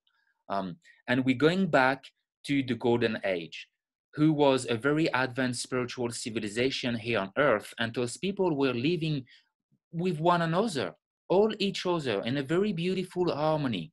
It was a beautiful, living, one organized harmony on Earth. And they were all living together, very peaceful, less material things, way more higher values, you know, way more connected with nature. And this is what is happening. It's a return to the golden age. And that's going to happen slowly, slowly. And in 2027, we're going to have this precession of the equinox that will actually move us from line 1 to line 6. So you guys can see the I Ching foundation where the 6th line are, this hexagram. And you can see that the line 1 to line 3, it's an inner environment. It's focus, inward focus. And then we have 4 to 6, which is upper hexagram. And that's a focus outside, outer environment. We can see the keynote, the archetype. Right now, we are in line 1. And I believe, if I'm not saying a mistake, it started during the 50s or beginning of the 60s. That was the line 1, the background frequency, which is investigator, which is deeply, deeply insecure. And we can tell the funny things of it is for the last 60, 70 years, we created way more lawyers than the whole history of humanity. We created way more like insurance companies, bank, and you know, retirement plan, And all those things, because the background frequency moved us into something so deeply insecure, deeply paranoid, deeply, I win, you lose, I win. You know, this duality. And all of this, yeah, Process planning, yeah. yeah, the cross of planning. And all of this is going away. All of this is just collapsing, and that's going to be a massive shift. How many of you have the feeling, damn, I'm not born in the right time? Oh, this is what's wrong. You know, I'm not born in the right time. 2027, sixth line, this is gonna be all time. It's a big giant gap. You know, it's a damn a shift. It's not like we're going to line 1 to line 3 to line 4, etc. No, we're moving from line 1 to 6. That's huge. So Tom, please, or Cheryl, who's first? But Tom, if you want to start saying something about this, but yeah. I'm a Southerner. Ladies always come first. Yeah, the first line. And with a lot of information, you know, we live in a time with so much information, so many things to research and investigate about. If it's truth, we don't know. If it's facts, we don't know. You know, that's all up to our experience. And when you look at the line, you know, it's broken. It's yin. Yin is broken, right? That's receptive, right? So it's a very receptive age and energy.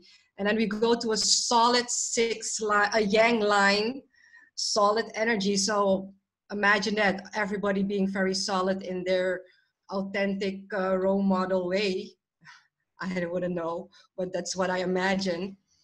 Yeah, I don't know what I can add to this. Maybe Tom has anything to say, I think to share. Yeah, I think just by saying like, I don't know, you kind of like summarize the whole point of the 6 line frequency, because we don't know what's coming.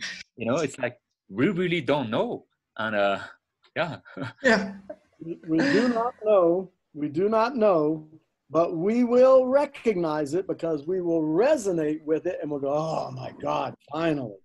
Okay. Yeah. I mean, okay. And it's not going to be that way for everybody. It's going to be that way for us. So, you know, there's a great privilege in that. There's also a great responsibility in that.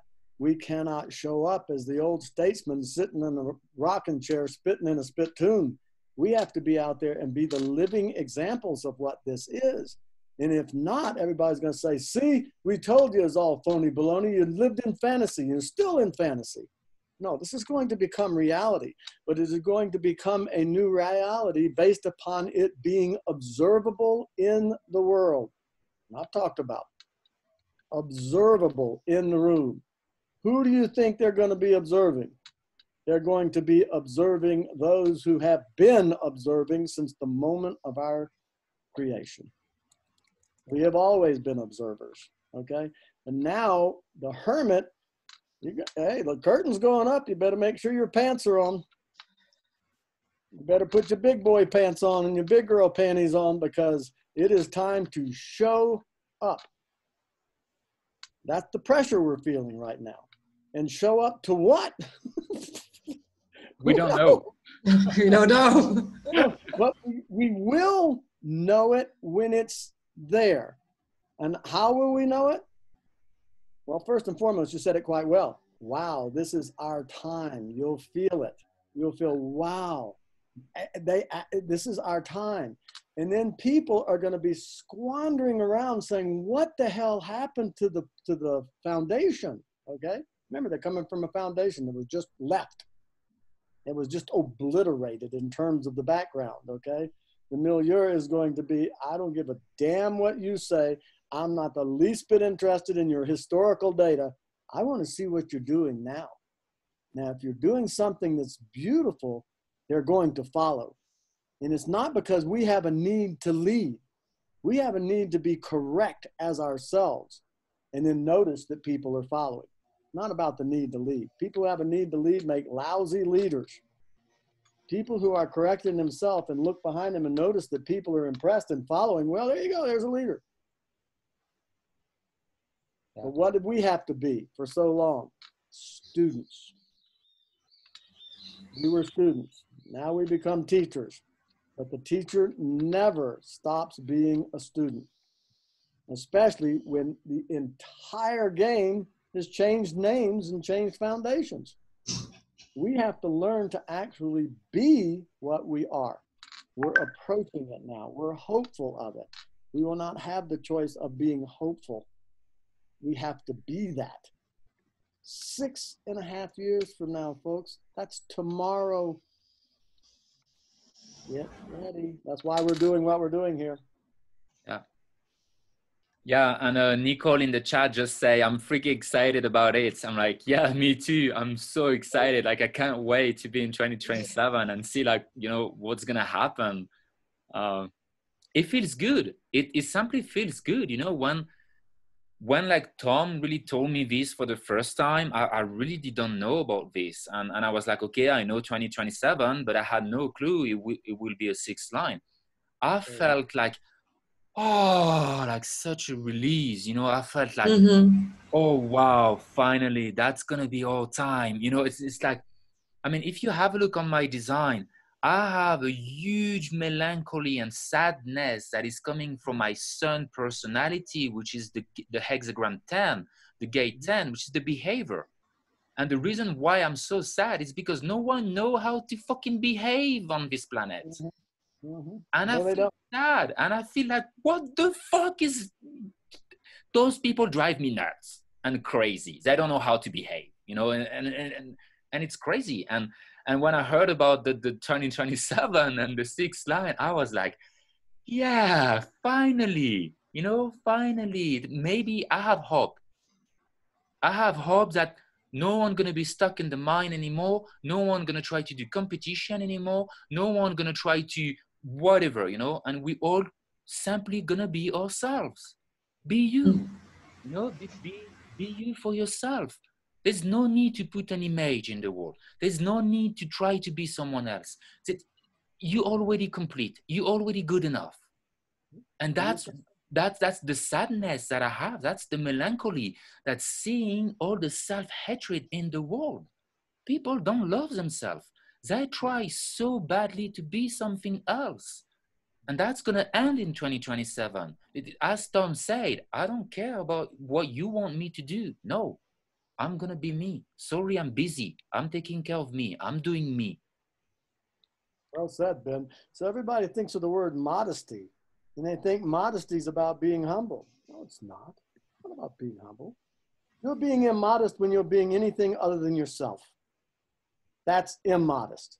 So what is modesty? Be yourself. Be yourself, not yourself. Now that's modesty. The meek will inherit the world. That's not the weak. That's those that are receptive to the idea of being themselves for a change. And on behavior. Oh, these people know how to behave. They behave like animals. Yeah. Our job is to go from animal origin to human destiny. That's what's coming. This isn't about, you know, the biggest ape wins. The guy with the most toys wins. Fuck that shit. Fuck all that stuff. That's a Babylonian magical monetary system. Think about the word monetary, singular, okay? One group, everybody else a loser, okay? Boy, does the ego love an arrangement like that. Now, I'm not talking ego in terms of design. You know, in design, ego is about willpower, okay? We're willful creatures, except for we will to act like idiots. What if we decide to will to act like human beings? The most dangerous thing to an upright biped is another upright biped. Now that ought to tell you something. We're not that far from the mouth of the cave, but we are fixing to take a giant step. And the old way, it's over. They will not go away easily. They are going to resist, but they are going away. Humanity is arriving on this planet in an awake and aware way. At this moment, the majority of us are somewhat reasonably well-behaved primates. And to demonstrate what I say, when Ra first called us killer monkeys, I was a bit offended, you know. What do you mean I'm a killer monkey? I never killed anything in my life. He said, yeah, but your species does. When we learn how to quit being killer monkeys and learn how to be cooperative rather than competitive, you're going to see what humanity actually looks like. And it's not going to be a choice. And those of us who want that choice are going to be delighted. Yeah. And those who want the old system, they're going to be a pain in the ass Mm-hmm. to themselves and everybody else. So it could be a bit of a bumpy ride, but it's coming, and there's no stopping it. Yeah. And we can, I don't know if you guys, you know, when you go on Instagram or on Facebook, you know, we have those ads most of the time. You know, we can see ads, and we can see people who are trying to sell us, you know, marketing things and how to make more money or how to travel and make more, you know, they're all like selling kind of a fake dream or manifesto propaganda, you know, and I've been seeing recently that those people are freaking out. Those people start to really freak out, and they start to realize money is not anymore a motivation. Money is not anymore something that really motivate humans. Having big fancy cars or big mansion is not something that is motivating anymore humans. And I'm going to tell you a story, but money is too small. It is way too small to be a motivation. It's way too small. It's too small. The only energy that exists in the entire universe is love. That's the only thing that exists. All the rest, it's a creation, and it's not the truth. It's not here. And the reason why is I believe all of you heard at least once the story of the mother with the child in India, or, you know, in those countries where there's a car crash and the child is blocked, stuck, you know, underneath the car, and the mother, we just don't know how she find the strength to lift up the car with her arms to put out the kid, the child, right? Do you think it's money? Do you think if I give billions of dollars to this woman, she will find the strength? No. The only reason why, it's because love. The love of the children. I mean, we travel the world for love. We die for love. We live for love. We do everything for love. We don't do things for money. We don't do things for a big fancy car. We don't do things for a big mansion, a big house, a big this, or plenty of different shirts, or a new iPhone, or a new TV, or whatever. This is all the mind stuff. That's the ego. And there's nothing wrong. There's nothing bad. It is what it is. But this is going away. And we are returning to unity consciousness, to the spirit consciousness. That's why where we are going. 2027, sixth line, role model, living example. Sorry, I'm busy. I'm taking care of me. I'm doing this for me. Oh, you want to go make war? Yeah, go by yourself, make war. I don't want to do this. That's the sixth line. That's 2027. Exciting, right? Very much. Very. If we talk about money for just a second, I'd like to add a few funny comments about money. Yeah, sure. And there's nothing wrong with money. You know, I do love money. I really like it. It's fun. It's a good contribution. A brief contribution. But it's not... It's useful in the sense that profit motive will get things done that wouldn't get done otherwise. But if those motivations of profit are not attenuated with higher, more high vibration, that has a tendency to implode on itself. It has the seeds of destruction. Whatever you build is coming tumbling down. You're building a ship to wreck. That's all you're doing. So money's a catalyst. It makes whatever's happening happen faster and more intensely. If you're already on your way to hell on a pair of roller skates, you'll get there a hell of a lot faster with money in your pocket, because you'll have nuclear powered roller skates and go like hell, right? So it's not a question of how much money you have. It's a question of what you're doing. Because whatever you're doing, money's going to make it happen faster and more intensely. I've always said character is what you get when you can't get nothing else. If you get your character before you get your money, you'll make good use of both of them. Mm-hmm. If you get your money before you get your character, well, we've seen endless stories of how that goes. You have to have some higher motivations. But that's the first level. We don't want to demonize the idea that there's currency. There will always be currency. But the currency now is based upon a competition. The currency in the future will be based upon a cooperation. They're taking Darwin on now. They're saying, Darwin, it's not the survival of the fittest. It's the survival of those that know how to cooperate. Mm-hmm. I mean, when we quit killing one another and start loving one another, Yep. think about it. Man, if we had a peacetime budget, you know, we have no money to educate our children. We have no money to feed ourselves. But if there's a war, money comes flying out. Why? We can launch $1 million missiles to eternity. What? The question of what you apply that to, how you get it, what the principles are, and that's what's shifting. Family's not going away. Marriage is not going away. Money is not going away. There will always be exchange of some sort, but it'd be more like an energy exchange. You know, I go to a lawyer and he wants me to paint his house and I need some legal advice. And he says, well, you know, he says, well, what do you get an hour? I said, I give you an hour of my time for an hour of your time. Time is time. Yeah. Time is time. If you give me an hour of your time, I'll give you an hour of my time. That's called cooperation. Everybody brings something to the table. It's all worth something. This one up, down, oh, I'm a lawyer, I'm not even going to talk. You know what you got when you get 100,000 lawyers at the bottom of an ocean? A damn good start. Yeah. Yeah. I mean, who needs all that? Yeah. Yeah. The idea they call it a justice system. There is no justice in the legal system. You got to be kidding. Yeah. If you've ever been in a courtroom, you know what that's like. It's a joke.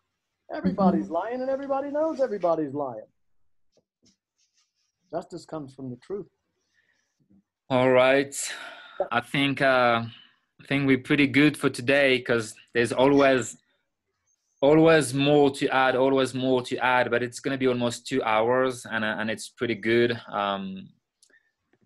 Yeah, so just to remind you, next week, that will be the last episode of the season 1, which will be about the 4 basics. So we're going to talk about the 4 basics, which is, you know, your types, your strategy, your authority, the not self, the mind, very basic things for the human design, but it's always good to go back to the basics, because if you don't have a good foundation, you cannot build up the house and you cannot continue to experience this knowledge. You know, it's all about coming back to the basics, which is really your type, your strategy, entering into things correctly as yourself, understanding your not self, etc., etc.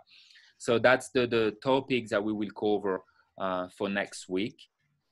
Thank you very much. Again, that was myself, 62 generator, the left angle cross of prevention. You guys can find me on Facebook, you know, Ben Life Changer, Instagram, Ben Life Changer. I'm a breathwork teacher.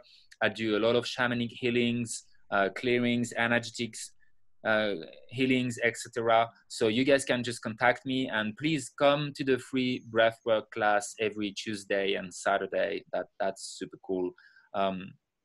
Cheryl, who is a 6'2" projector, splenic projector, the left angle cross of the mask.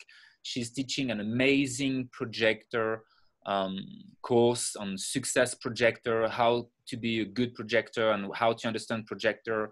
She's doing the Living Your Design projector, you know, as well, which is super amazing. You can find her on Facebook, and you can contact her on Human Design Experience on Facebook.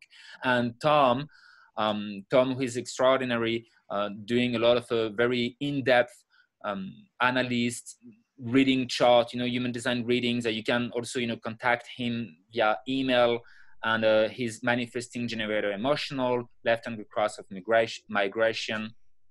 So that was the 3 of us for the podcast. It was really, really amazing. Always be correct for yourself. Just, you know, be yourself, love yourself. And that's it for the podcast. I'm gonna turn off the recording. And for those of you who may, you know, want to stay a little bit longer and have a few questions before we leave, you can stay. Otherwise, thank you for watching the live recording on YouTube. Please leave comments. Just yeah, feel free to ask your question, and looking forward to seeing you next week. Bye.